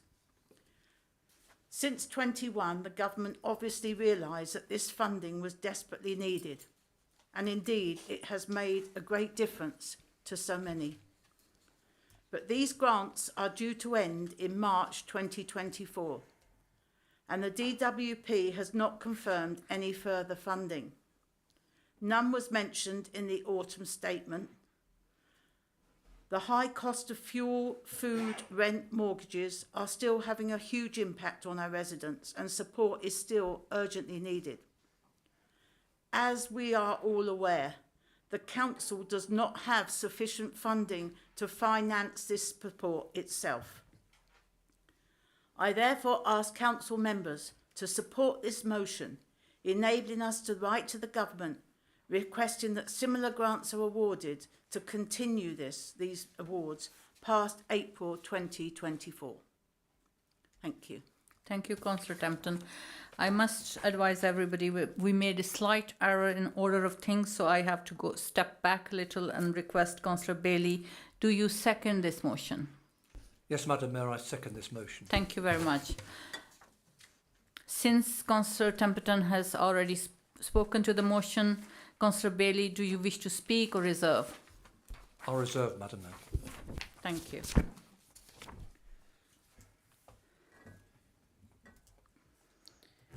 Does any councillor wish to speak to this motion? Councillor Bernard, please. Thank you very much. I chaired the welfare group in the previous administration and recognised the huge benefit that the availability of this money brought, and certainly would support writing to the government to highlight where we need additional funding for these things. But I'm reminded of an adage that goes back to the previous Labour government a number of years ago. But what we have to do when we write is to highlight where there are gaps in what they perceive to be the provision they're making. And of course, what's happened over the last few years is that the range of payments has changed. And I think in writing, to get the best deal possible, be it to the Treasury or whoever else or DWP, we need to make the point that the payments such as the £300 additional and things that have been paid only go so far and where that gap exists. Because, of course, the argument that the government uses is that they believe that they're meeting and filling the gap. And if I can just at this point highlight and point out that based on the question that was asked earlier in terms of universal credit and other support and things like this, that it is well understood and accepted that the two members of Parliament that represent Bracknell Forest will take up and make representations in cases to TWP. James Sunderland confirmed yesterday that that would be the case. So what I would ask in writing is, in supporting this motion, that we highlight carefully where there are gaps in the payments that have been made, those families, those households, those pensioners, whoever, that fall through the gaps, so we can demonstrate why that need is still needed. And the big question we have to ask is the sustainability and the support to help transition families through this, to make sure that support is provided in the right way, in the right format. If we do that, then I think at least we'll be going with the sort of factual necessity of where those additional monies need to be made. Now, there were quite a few things missing from the autumn statement. There are quite a few things that we'll find out as a council in terms of the settlement that comes in December. A welcome to the world, but as everybody's running down for Christmas, Stuart and his merry team find a Christmas present to be liked or not liked through the front door. So what I would ask us to do is to wait to see if there's any news there, but in the new year, dissect the information that we have and really highlight through that welfare group where those gaps are, and I think that will give this credibility, because there was a huge amount of good those vouchers did, and I'm glad to see that we've been able to make those payments going forward. They have supported families, and I would hope that we can make a coherent and strong argument to government where those gaps exist. Thank you. Thank you very much, Councillor Bernard. Any other councillor wishes to speak? Councillor Purnell, please. Thank you, Madam Mayor. I would just like to give my support to this motion and to give it a more personal aspect as well. As a solo parent with a newborn baby, the council tax reduction scheme helped me no end during that time. On maternity pay for sort of the 9 months, so it's reduced. That really came in handy. So I fully support this motion, and I just hope that we can get extra funding for those families in need. Thank you very much, Councillor Purnell. Any other councillors? Thank you. Any councillors joining us remotely wishes to speak? No against. Thank you very much.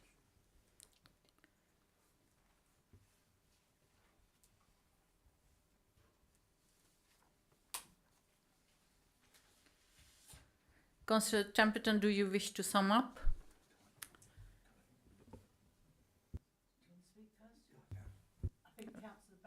Yes.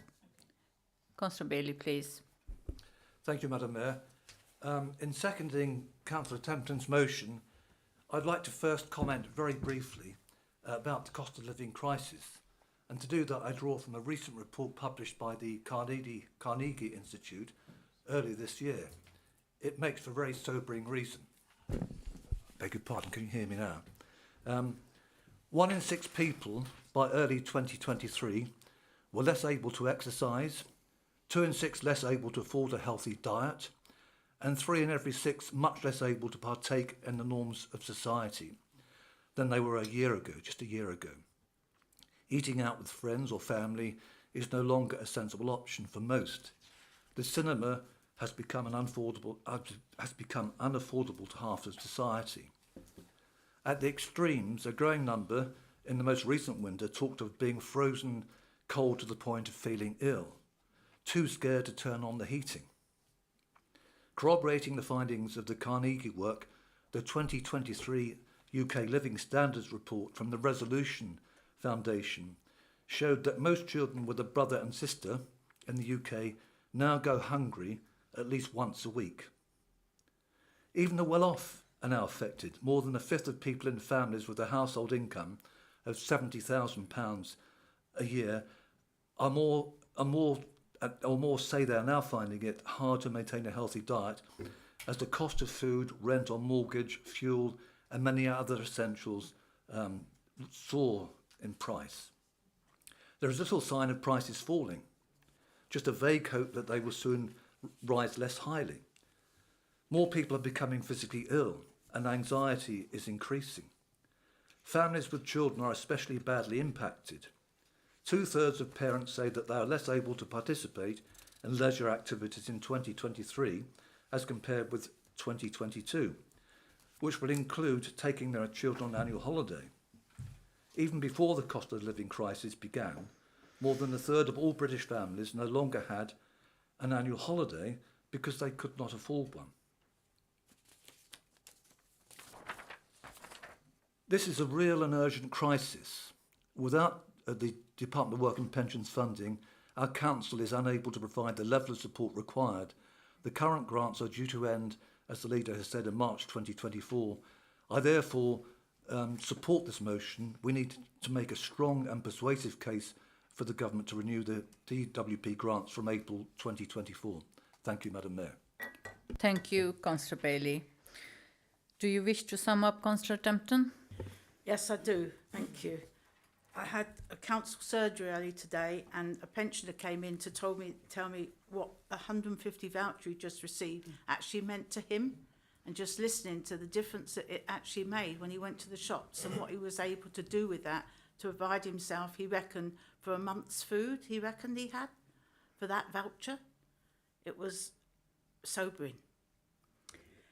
There is still a cross-party member welfare team, so I'm sure we'll make sure that all the gaps that are there will be included in the letter we write. But we can't do this, and yet we can't do this on our own. We have not the money to do it, but it's desperately needed. These people are out there, and they might become reliable on it, but then it's us in humanity and as society to help them so they're not reliable in the future.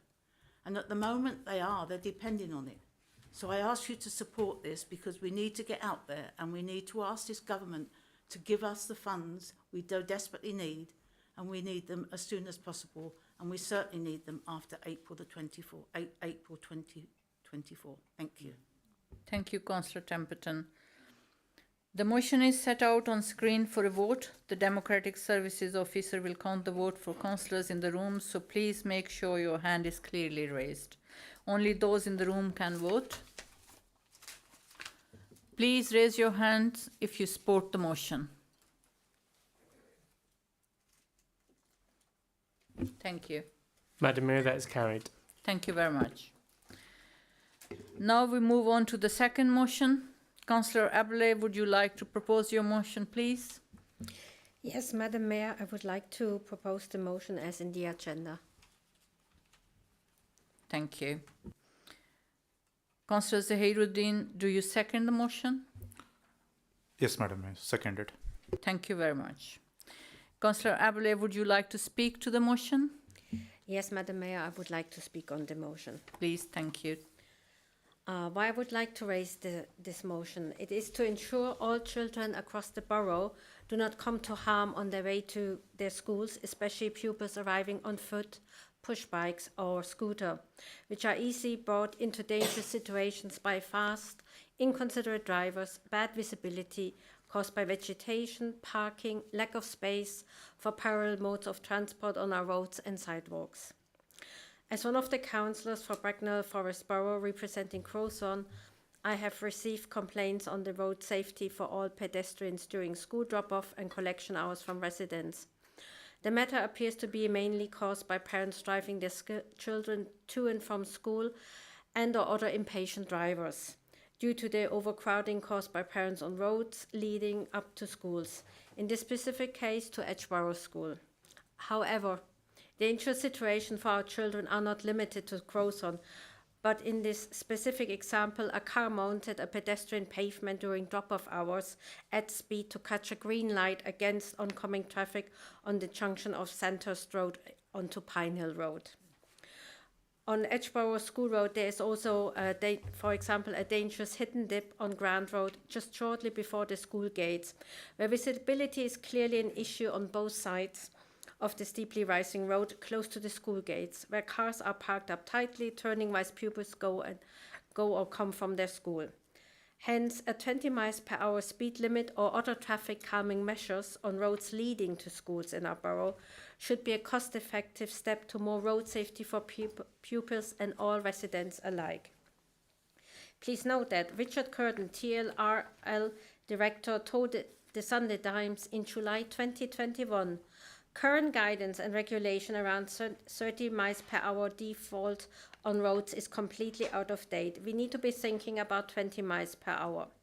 And until recently, we talked about traffic accidents and accepted that people were killed or injured on our roads as a consequence of going about their daily life. It's not acceptable to us anymore. Another source, 20 is Plenty for Us webpage, states that reducing speed limits from 30 to 20 miles per hour typically result in more than 20% fewer casualties. Apart from safety issues, driving children to school impacts residents close to schools with access to their roads, increased noise levels, and reduced air quality.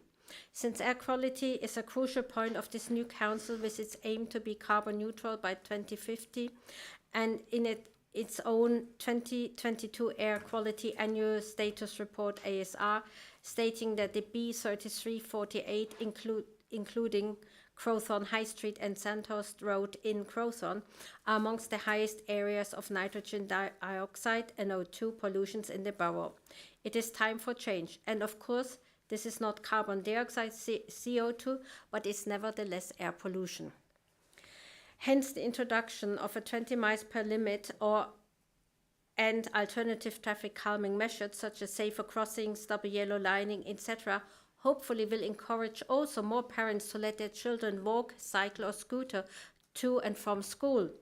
The pupils will consequently benefit from more independence, more exercise and being proactive in helping the reduction of the carbon footprint of Bracknell Forest, a topic which is close to the heart of many young people. Last but not least, already in 2018, a paper on the state of the evidence on 20-mile speed limits with regards to road safety, active travel, and air pollution impact cites that, according to the British Crime Survey, speeding traffic was rated as the most serious problem of 16 social problems. Therefore, I conclude everyone in our community should be safe on our Bracknell Forest roads and pavements, but especially children and young adults. Therefore, I'm asking the Executive and the Council to support these motions for a safer, greener and future-focused borough. Thank you. Thank you, Councillor Abdullah. Councillor Zahuruddin, do you second the motion? I second the motion, Mayor, and I would like to speak. Sorry. Councillor Zahuruddin, do you wish to speak or reserve? I wish to speak, Madam Mayor. Thank you. Go ahead. I take this opportunity to second this motion that holds the safety of our community's youngest members at its core. The proposal to implement a 20 miles per hour speed limit on roads near school entrances. As a parent of school-going children myself, I suppose I could declare an interest in my colleague's motion. I expect that all parents, grandparents, and carers here today are in the same position. And I'm sure that, like me, they put the utmost importance on the safety of their young members. Our responsibility as elected representatives is to ensure an environment where our children can thrive without the constant threat of road-related dangers. This motion is a significant stride in that direction. Our schools are the heart of our community, and it is our duty to create an environment where our children can learn, play, and grow without the constant threats of road-related dangers. Research consistently demonstrates that lower speed limits significantly reduces the severity of accidents and the likelihood of fatalities. It's a common sense approach aligned with our commitment to prioritizing the well-being of our children. This motion goes beyond school routes. It urges the executive member for highways and transport to work with officers to explore options for further improvements to road safety for pupils. This includes the possibility of extending the 20 miles per hour speed limit to adjacent roads where needed. This comprehensive approach ensures that our commitment to the safety of our children extends beyond the immediate vicinity of the school gates. In a fast-paced world, The safety of our children should never be compromised for the sake of convenience. Implementing 20 miles per hour speed limit on school roads and exploring options for adjacent roads is a proactive step in redefining our priorities as a community. I urge my fellow councillors to consider the long-lasting impact of this motion. By supporting this motion, we send a clear message that the safety of our children is non-negotiable. It is an investment in their future, a commitment to their well-being, and a demonstration of our dedication to fostering a community where every child can thrive without fear. In conclusion, let us unite in supporting this motion. Let us stand together as advocates for the safety of our children, reaffirming our commitment to building a community that prioritizes the well-being of its youngest members. Thank you. Thank you, Councillor Zahoruddin. Does any councillor wishes to speak? Yes, Councillor McLean had raised hand before, so Councillor. Thank you, Madam Mayor. Councillor Robert McLean. I've had the privilege of representing Westmoreland Drive in the predecessor ward of Warfield Harvest Ride and now in the ward of Whitegrove since 2003. And in those 20 years, one of the issues that residents have continually raised is access to parking around and safety of people attending Whitegrove School. So I'm very familiar with those sorts of issues. And I don't have any particular problems with the motion as tabled, but I would like to propose an amendment to it by inserting the words after the word officers to read in consultation with local head teachers. I've mentioned this to the proposer and seconder before the meeting because I think we all as ward councillors understand the issues about speeding around schools, but so do head teachers. And why on earth would we discuss something in isolation without involving those people who are representing the school community in the school? So I'm hoping that the proposer and seconder will accept this amendment and that it will then pass to debate, and that members will also agree that on such an important topic, why wouldn't we involve head teachers in discussing what benefits their school and, most importantly, their pupils? Thank you. Thank you. Councillor.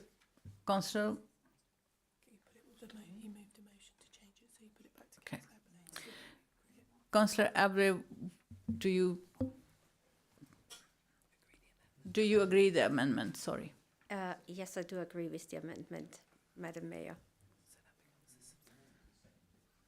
Madam Mayor, I'm happy to second the amendment anyway, before it's agreed. Thank you. Councillor Barnard, for the benefit of democratic process. Thank you very much, Councillor Barnard.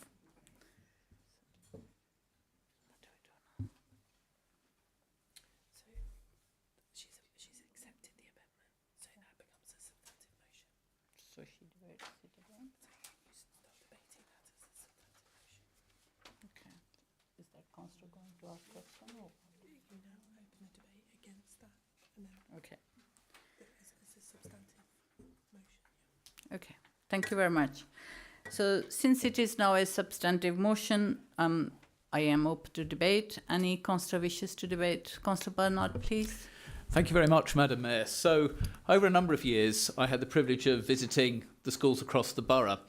And the first thing that struck me was, when talking to head teachers, there are 40 schools, and there are 40 unique situations with regards to pupil safety going to and from schools.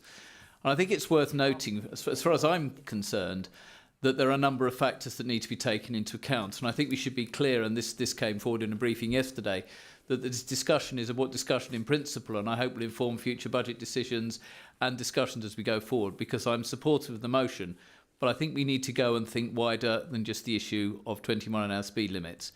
And the reason I say that is because it's great to have a sign that says 20 miles per hour down a road. It's actually changing the behaviour of drivers and motorists and enforcing it. And if you talk to head teachers, they'll tell you that enforcing speed is difficult outside schools at the best of time because the traffic police can't be everywhere and we can't have fixed or mobile cameras everywhere.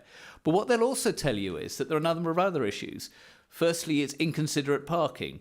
Even when there are double yellow lines and no waiting signs, they park there.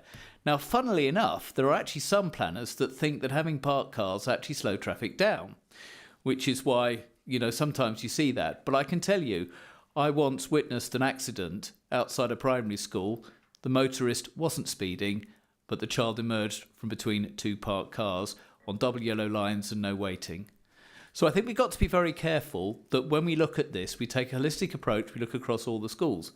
Another interesting fact is that you can have a 20-mile-an-hour zone, and if you put in traffic calming, you can actually decrease air quality for the simple reason that every time you go to the speed bumps, you change gear down and actually your car emissions go up. So you have to think carefully about what obstacles, hazards and other things that you adopt outside schools. It's a complex issue, but I think it's one in principle we should go. Now, there is a programme in place as well to increase pupil safety in terms of crossing roads. And there are a number of schools which are in the pipeline, I believe, over the next few years to have signalised crossings to help pupils get across the road. Because some of the roads, actually imposing a 20-mile-an-hour speed limit might be difficult because of the road conditions. But I would advocate that, as the proposed amendment said, Councillor McLean said, let's talk to the head teachers. Let's get a real understanding of the issues outside the schools.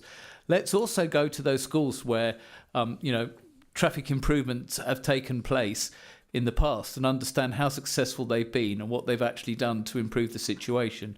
I do think it is a little dangerous if we become prescriptive in this, where actually what we need to do first, as a matter of rapidity, and I'm sure Councillor Bailey in his role and others can do this as well, is to go out and actually understand what the head teachers are saying, because they deal with these problems, believe you me, twice a day for probably about 300 days a year.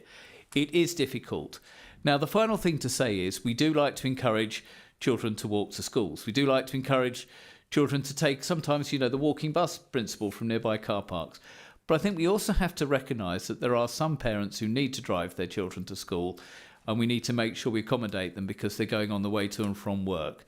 That's not to say that I don't think they're doing anything wrong in that situation. We just have to recognise that's the situation. So I think it's about education, it's about informing, it's about collaboration, it's about working with the schools, it's about finding the best possible solution. And can I just say, it's not just Councillor Tina Rebel, it's not just outside Edgebarrow, it's outside 40 schools. This battle goes on. It's something that's recognised, and it's something that we can work forward. But let's be clear, it's not just capital investment. If we want to make this work, this council will be committing to a pretty substantial amount of money for parking enforcement, working with the police for speed enforcement, all these sorts of things. So what we need to do is use our resources wisely, educate, support, inform, come up with good solutions. Reducing speed saves lives, yes, but equally finding the right solution saves lives, because it means that we get the right decisions, the right thing for our people's safety, which is absolutely paramount, has been and will continue to be. Thank you, Councillor. Councillor Aberley. Okay. Councillor Thompson.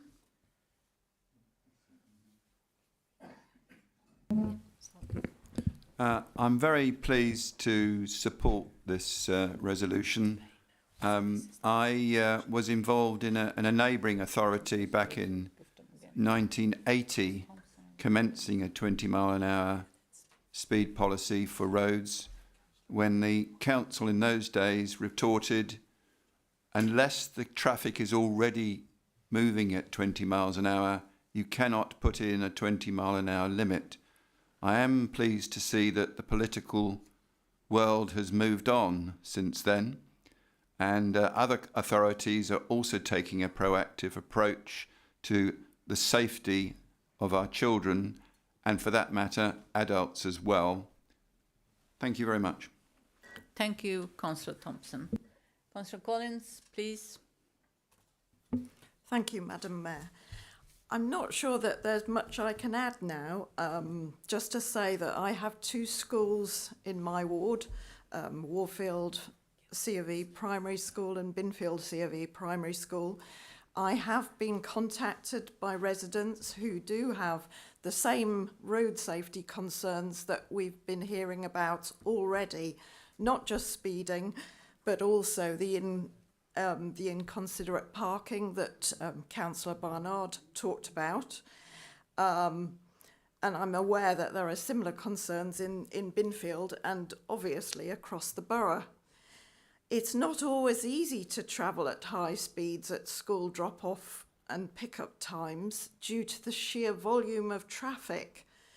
But there are other times when there is less traffic, when children are picked up or dropped off at preschool and at after-school clubs, so we need to take that into consideration as well. I would welcome a reduction in the speed limit to 20 miles an hour outside schools to reduce the risk of pedestrian casualties. Councillor Bell has already mentioned that. But also there is evidence to suggest a reduction in the speed limit could reduce pollution. However, we do need to consider speed reduction measures because, yes, some of them can increase pollution as well. So it does need to be looked at very carefully. Reductions in speed limit can also increase active travel. When people find that they're travelling too slowly by car, they can start to consider alternative methods of transport, such as walking and cycling. So we need to look at the problem as a whole. The inconsiderate parking, I welcome parking restrictions which have already been put in place outside Warfield Primary School recently. But again, we need to do more, as these do have a tendency to just push the parking problems further away from the school outwards.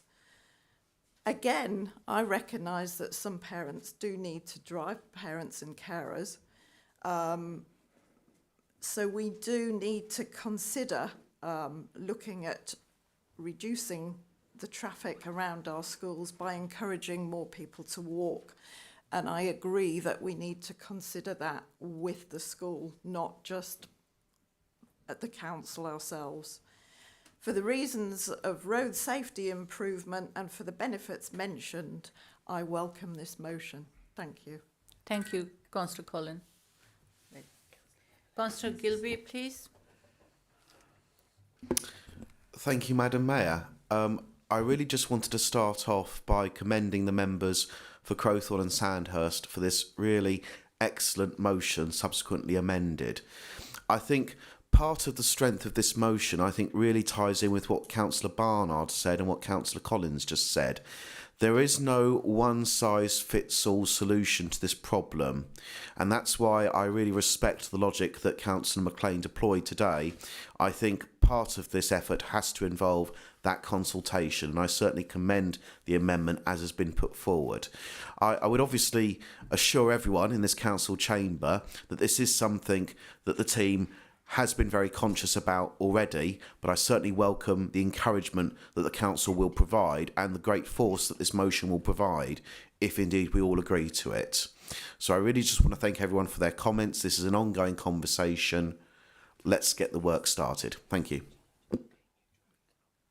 Thank you very much, Councillor Gilby. Councillor Smith, please. Thank you, Madam Mayor. I want to thank my Liberal Democrat colleagues for bringing this motion. As a parent of two primary school age children myself, who, much to their chagrin, are made to walk to school every day, there can be no compromise when it comes to the safety of our children. I do appreciate there's a national conversation at the minute around 20-mile-an-hour speed limits, and there are proportions of the population with which they are quite unpopular. But the point of this motion obviously is not to suggest, as we are seeing in, for instance, some London boroughs, 20 miles an hour borough-wide, but to propose that it becomes, the de facto standard outside of our schools, particularly as that is where we have particularly vulnerable pedestrians in the form of our children and young people. There are many boroughs that this is already the case, and in some ways I think it's surprising that we do have schools currently in Bracknell where we don't have 20 miles an hour immediately outside. So for that reason I'm very supportive of this. To speak to just a few of the points raised by other members, Firstly, I think there was a point made that it's not just about the Crowthorne and Edgebarrow, and I'm sure my colleague Councillor Roberle, when she sums up, will clarify that she was obviously speaking from her personal experience in her ward, but we are entirely aware that this is an issue and a concern across the borough, which is why we brought it as a motion to council with regards to the borough as a whole. Lastly, I think it is important to be clear, certainly from my reading of the text of this motion, that although it does talk about the 20 miles an hour speed limit, it's very clear that we are not proposing just to look at 20 miles an hour, but to look at all measures available to improve safety on roads outside of schools. Thank you. Thank you, Councillor Smith. Councillor Virgo, please. Thank you, Madam Mayor. And I'd like to support my Liberal colleagues on this, very much so. The only thing I would say, because I think everyone's really said the important facts, but it is no good, absolutely no good, putting 20 mile an hour signs up when no one obeys it. And I can give you personal kind of experience that in Wickford Row there's been 20 miles an hour signs outside schools. And I tell you now, I've seen a few people do it, but most don't. So if we're going to do this, we really must join all this together with the schools, with the parents and enforcement. We've got to get this all together. Otherwise, we're going to spend a lot of money putting signs up. And frankly, that won't solve the problem. The problem is with people's thinking that they've got to do this very fast or they don't care or whatever. That has got to change in this country. And let's do this in this borough and have a good go at it. Thank you very much. Councillor Penfold? Generally, I totally agree with what people have been saying. In my ward, there are 3 schools. One already has 20 mile an hour flashing signs, which I don't think are totally obeyed. The other 2 schools, there's no way you can drive 20 miles an hour, but they do have real concerns about safety. One of them had a crossing lady over a very small access to a car park road, which stopped some years ago. The other one has no realistic drop-off point for children coming to that school. They park along the road. Residents can't get out of their homes. Children are dropped off in the middle of the road, which many residents have commented to, and I have actually commented to the school as well. The school are aware, of course. I don't quite... So, yes, we need to do something about safety. We need to work with the schools to see what solutions we can find, as well as 20 miles an hour. Thank you, Deputy Mayor. Councillor Robertson? Thank you, Mayor. I just want to say that if you reduce, I agree with the motion, but we all have to bear in mind that if we reduce the speed limit from 30 miles an hour to 20 miles an hour, it won't stop dangerous driving. So we all have to bear that in mind. It's such a big challenge. And also being hearing impaired, I have to be very careful when I cross the road.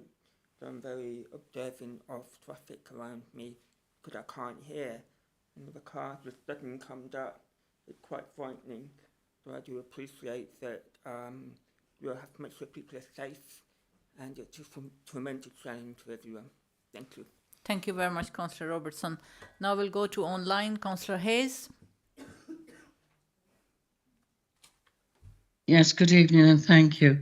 I concur with what Councillor Barnard said just now. What I would state to you is Councillor Templeton, the leader of the council, and myself, less than 10 days ago, stood outside a school monitoring and looking at traffic problems around a particular school. Taking this on board, I would, if present in chambers, be supporting the amendment in particular, but also stating we should be looking at how we monitor it, and particularly how we re-educate our parents driving whatever way. But I do support this motion, and let us get on with trying to get it safer for our children to attend school walking safely, and particularly as Councillor Tempton and I will be doing over the next week, looking at what has come back from the head teacher we are working with. Thank you, ladies and gentlemen. Thank you, Councillor Hayes. Sorry. Councillor Aberley, do you wish to? Sorry, I didn't see that. Councillor Tina Mackenzie. Good evening, Madam Mayor. Councillor Mackenzie Boyle here, Ward and Parish Councillor for Crowthorne. As a member of the Thames Valley Advisory Group for Police, we had a meeting last night and the subject of e-scooters arose. I heard that Councillor Aberley say that children should be going to school on their scooters. No, absolutely not. It's illegal. We must prevent, if we're talking about children's safety, we must make sure that they are safe. Apparently, I have it here, the use of e-scooters are illegal on pavements and highways. They must be insured and have to have a licence. So we've got to be very careful what we say. But it is a good motion. I obviously can't vote from here, but what I'm hearing that my colleagues on council are saying, I think, especially Councillor Virgo, who sounds very passionate about it. So thank you so much. Thank you, Madam Mayor. Thank you. We have gone online, but I saw Councillor Templeton wanted to contribute to the debate. I just want to say, let's not stop kids going on the scooter. They're not electric scooters, they're normal, ordinary scooters, and it's a big part of their life to have a scooter. We can ban electrics, but let's just keep kids on whatever means they can, as long as they're not in a car. I have a grandson who does go to school on his scooter, but we have to be absolutely clear that it's not e-scooters. In fact, the police are saying to parents, do not buy an electric scooter, however much you're harried and bullied for your children at Christmas. So let's make the absolute difference, and e-scooters, definitely scooters, because my grandsons have them. Thank you, Councillor Mackenzie. Councillor Aberley, do you wish to sum up? Thank you. Yes, Madam Mayor, I would like to speak, as it has been a very heated discussion. So, first of all, I would like to sum up. Yes, the motion is partially about 20 miles per hour. It is not about just 20 miles per hour. It clearly states that there are other measurements and that the measurements should be discussed. So obviously we were open. We welcome the comments that head teachers should be involved, and obviously parents via the schools as well. As change never comes easy. And also, there was never a mentioning of e-scooters. I mean, I said scooters for a reason. But it's also a form of mode if children have a longer way and they don't like to cycle. So I'd say e-scooters is a completely different package. The same probably would go even for e-bikes, because it wouldn't have the benefit for the children to get more exercise either. But that's up to the parents to decide, I guess. Also, I think there has been a lot of against the 20 miles per hour, but I would like to also to give a quite late new research from September 23, and that was published by Nation Cymru on the Welsh introduction of the 20 miles per hour speed limit after 1 week of the 20 miles per hour limit being put into practice, and it sees a significant reduction in speed from an average of 22.67 miles per hour to 19.77 miles per hour. This research has been done by transport safety specialist Argylisis, and its CEO Richard Owen states that Advances in data science have enabled this analysis to take place in a matter of days, and that the speed reduction should provide incredible safety benefits to pedestrians and cyclists, as well as an expected improvement on air quality to all residents and road users. I don't think Bracknell Forest would be then an exception, that there would be definitely some benefits coming from that. And so I'm very much sure that this council will make a wise decision to balance the safety of the pedestrians, especially pupils with the needs for flowing traffic and cars, but the cars always will remain the stronger traffic participant in any form of collision, as was mentioned also by one councillor. So street calming measures are of essence for the safety for our pupils and all pedestrians, cyclists and normal scooter users. Therefore, I again conclude that everyone in our community should be safe on our Bracknell Forest roads and pavements. It was never just about Crowthorne, may I add, but especially children and young adults should be very safe when they go to school. And therefore, I'm asking the Executive and the Council to support these motions for a safer, greener and future-focused borough. Thank you. Thank you very much, Councillor Abele.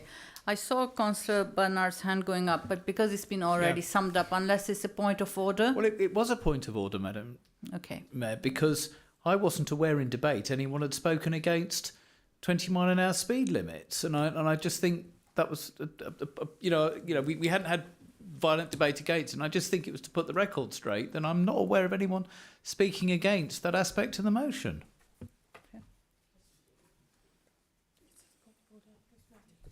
It's noted. Okay, it's noted. Thank you very much. So now we will move to the motion. Motion is set out on screen for the vote. The Democratic Services Officer will count the votes of councillors in the room. So please make sure your hand is clearly raised. Only those in the room can vote. Can all those present in the chamber please indicate by raising your hand if you support the motion? Madam Mayor, that's carried. Thank you very much. Now we move to the third motion. Councillor Smith, would you like to propose your motion? Thank you, Madam Mayor. Yes, I'd like to move the motion as put in the agenda. Thank you. Councillor Cochrane, do you second the motion? Yes. Thank you very much. Councillor Smith, would you like to speak to the motion? Yes, thank you, Madam Mayor. Thank you. So local authorities are required to provide transport support for children of statutory school age who meet certain eligibility criteria. And this support is particularly important for families of children with significant special educational needs, particularly where an education, health and care plan might identify a school currently some distance away or even outside of the borough as the most appropriate place of education for the child. I do note that we are working as a borough to rectify that situation and create more spaces for that level of support within schools within the borough, but it's not the case currently. So there are many parents who there are parents whose children have to travel really quite some distance in some cases to get to the right place of education. Whilst young people are now required to continue in education or training until the end of the academic year in which they turn 18, there is no default entitlement to school transport support post-16. So post-16, each local authority instead determines its own discretionary policies. Bracknell Forest's current post-16 transport policy statement outlines the situations in which we will provide school transport to young people after they turn 16. In accordance with this policy, we will not currently provide transport to a school named on an EHC plan if there is a nearer institution able to offer a suitable level of education. EHC plans, which name a specific place of education, are only provided to those pupils in most need of additional support, where their specific needs cannot be met within the typical school environment. National policy for school transport up to 16 recognises this and ensures provision is in place for such pupils to receive the support they need to attend the institution named on their EHC plan. Yet in some cases, the current BFC policy post-16 abruptly cuts off that support during the final years of education. The existing policy considers whether nearest schools are able to offer the child a place, but does not account for whether those schools can adequately address the complex educational needs of individual pupils in line with the EHC plan. As a member of the Appeals Committee, I've personally sat in a room where we as a council have told a parent that it is parental choice for their child to continue to attend the institution named on the EHC plan post-16. As a parent myself, there is clearly no other reasonable choice we could possibly expect a caring parent to make in that situation. The EHC plan has named a place of education for a reason, and as in any parent who wants the best for their child, you will want them to attend that school. As a council, we need to respond to these difficult situations with decency and compassion. Transport provision is a difficult area to balance. There are significant costs to the council in providing this, but wherever possible, we must identify the means to do the right thing. And that's why this motion calls on the executive member to work with officers to compassionately expand our policy so far as is financially viable when it's reviewed for the next academic year. I'm particularly pleased to note that we're bringing this as a cross-party motion, and I'm very grateful to Councillor Cochrane for agreeing to support and second it. This is particularly important to me because I think this is not a political decision, this is a moral decision. We need to make a statement tonight as a council about the support that we will provide, we will aspire as best as we possibly can to provide for families in this situation. Thank you. Thank you, Councillor Smith. Councillor Cochrane, do you wish to speak or reserve? I wish to speak, please. Thank you. Yeah, it's just to add to Councillor Smith's motion re the post-16 transport costs. I agree the policy as it stands now is not always the best interest of the child concerned. I have seen for myself how a change of environment can affect a child emotionally and academically. Sometimes it can even be beneficial to the authority financially to grant help with transport costs than to provide an alternative educational establishment. It would certainly be beneficial to the child and the parents.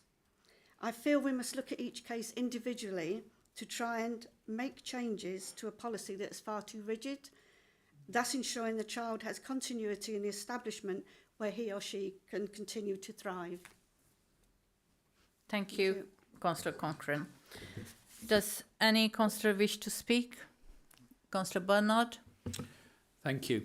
This is a very, very good motion in as much as it actually explores a very difficult and challenging part of this council support for children with additional needs through the HC plan. And what I would urge is that we don't just look at the post-16 transport, but I think we need to work further backstream. And if we go back to the Ofsted inspection, it's very, very clear that a number of the EHC plans that were put in place at the time weren't of the best depth, quality and analysis. And I think rather than just taking transport in isolation, I'll be supporting this tonight because I think we need to look at it. I think in principle we need to look and understand right from the first principles what the education support provision we're putting in place is, how that works and how that then can be supported through to age 18. And in those plans, transport arrangements and understanding those needs is a critical part of the plan. The difficulty arises, and where I have a huge amount of sympathy for families, where it has not been put together properly, it's not been thought through properly in the context of the length of time. And let me give you an example, that as a young person goes through their support and through the HC plan, the education provision they need might change. Or when it changes, then there needs to be a re-evaluation of what the right provision is. And it is absolutely a really difficult, challenging thing, because the higher the quality of the professional plan that goes into the HC plans, the higher the quality of the work that goes in to actually decide how those plans look, determines the best education provision that can take place at each point along the line. So I think, yes, we need to look at this. I think it's always good to review the policy. It's something that as exec member I did every year, and Councillor Bailey be doing, we look at the policy. But can I really urge that we make sure that with the pace and the improvement that we've seen, with the plans that we're putting in place, the speed of those, the quality of those plans, that we take account of this at the early stage, that we do two things. One, we don't create an expectation we can't meet because there are financial envelopes going forward. But secondly, by doing good, expert, clear planning that takes parents along with us, that we can come up with the right solution. And can we please recognise that those solutions, those placements might change over the education journey of the young person through to age 18. And in doing that, then we have a really good, careful consideration of what a good policy looks like going forward. Thank you. Thank you very much, Councillor Bernard. Any other councillor wishes to speak? Anyone joining us remotely? Councillor Watts?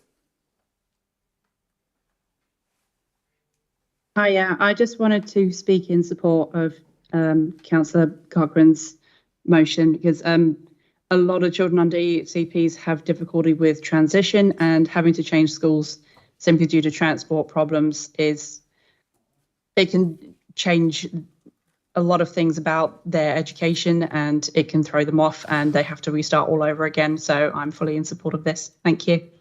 Thank you very much. So I think that concludes the motion.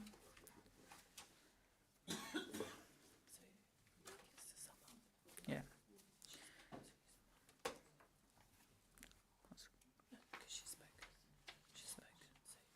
Discuss. May I request Councillor Smith to sum up now, please? Thank you, Madam Mayor. I would just like to thank those members who've contributed to the debate, and I'm pleased to hear that there are seemingly no strong objections to the motion, so I look forward to it passing momentarily. Thank you. Thank you very much. The motion is set out on screen for a vote. The Democratic Services Officer will count the votes of councillors in the room, so please make sure your hand is clearly raised. Only those in the room can vote.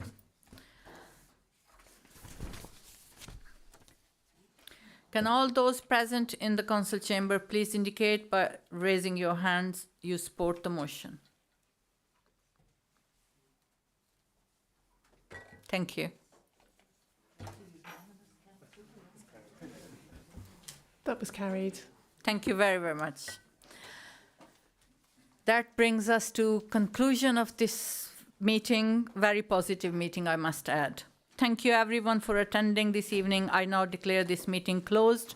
Please make sure mics are turned off before you move and start speaking. Thank you very much.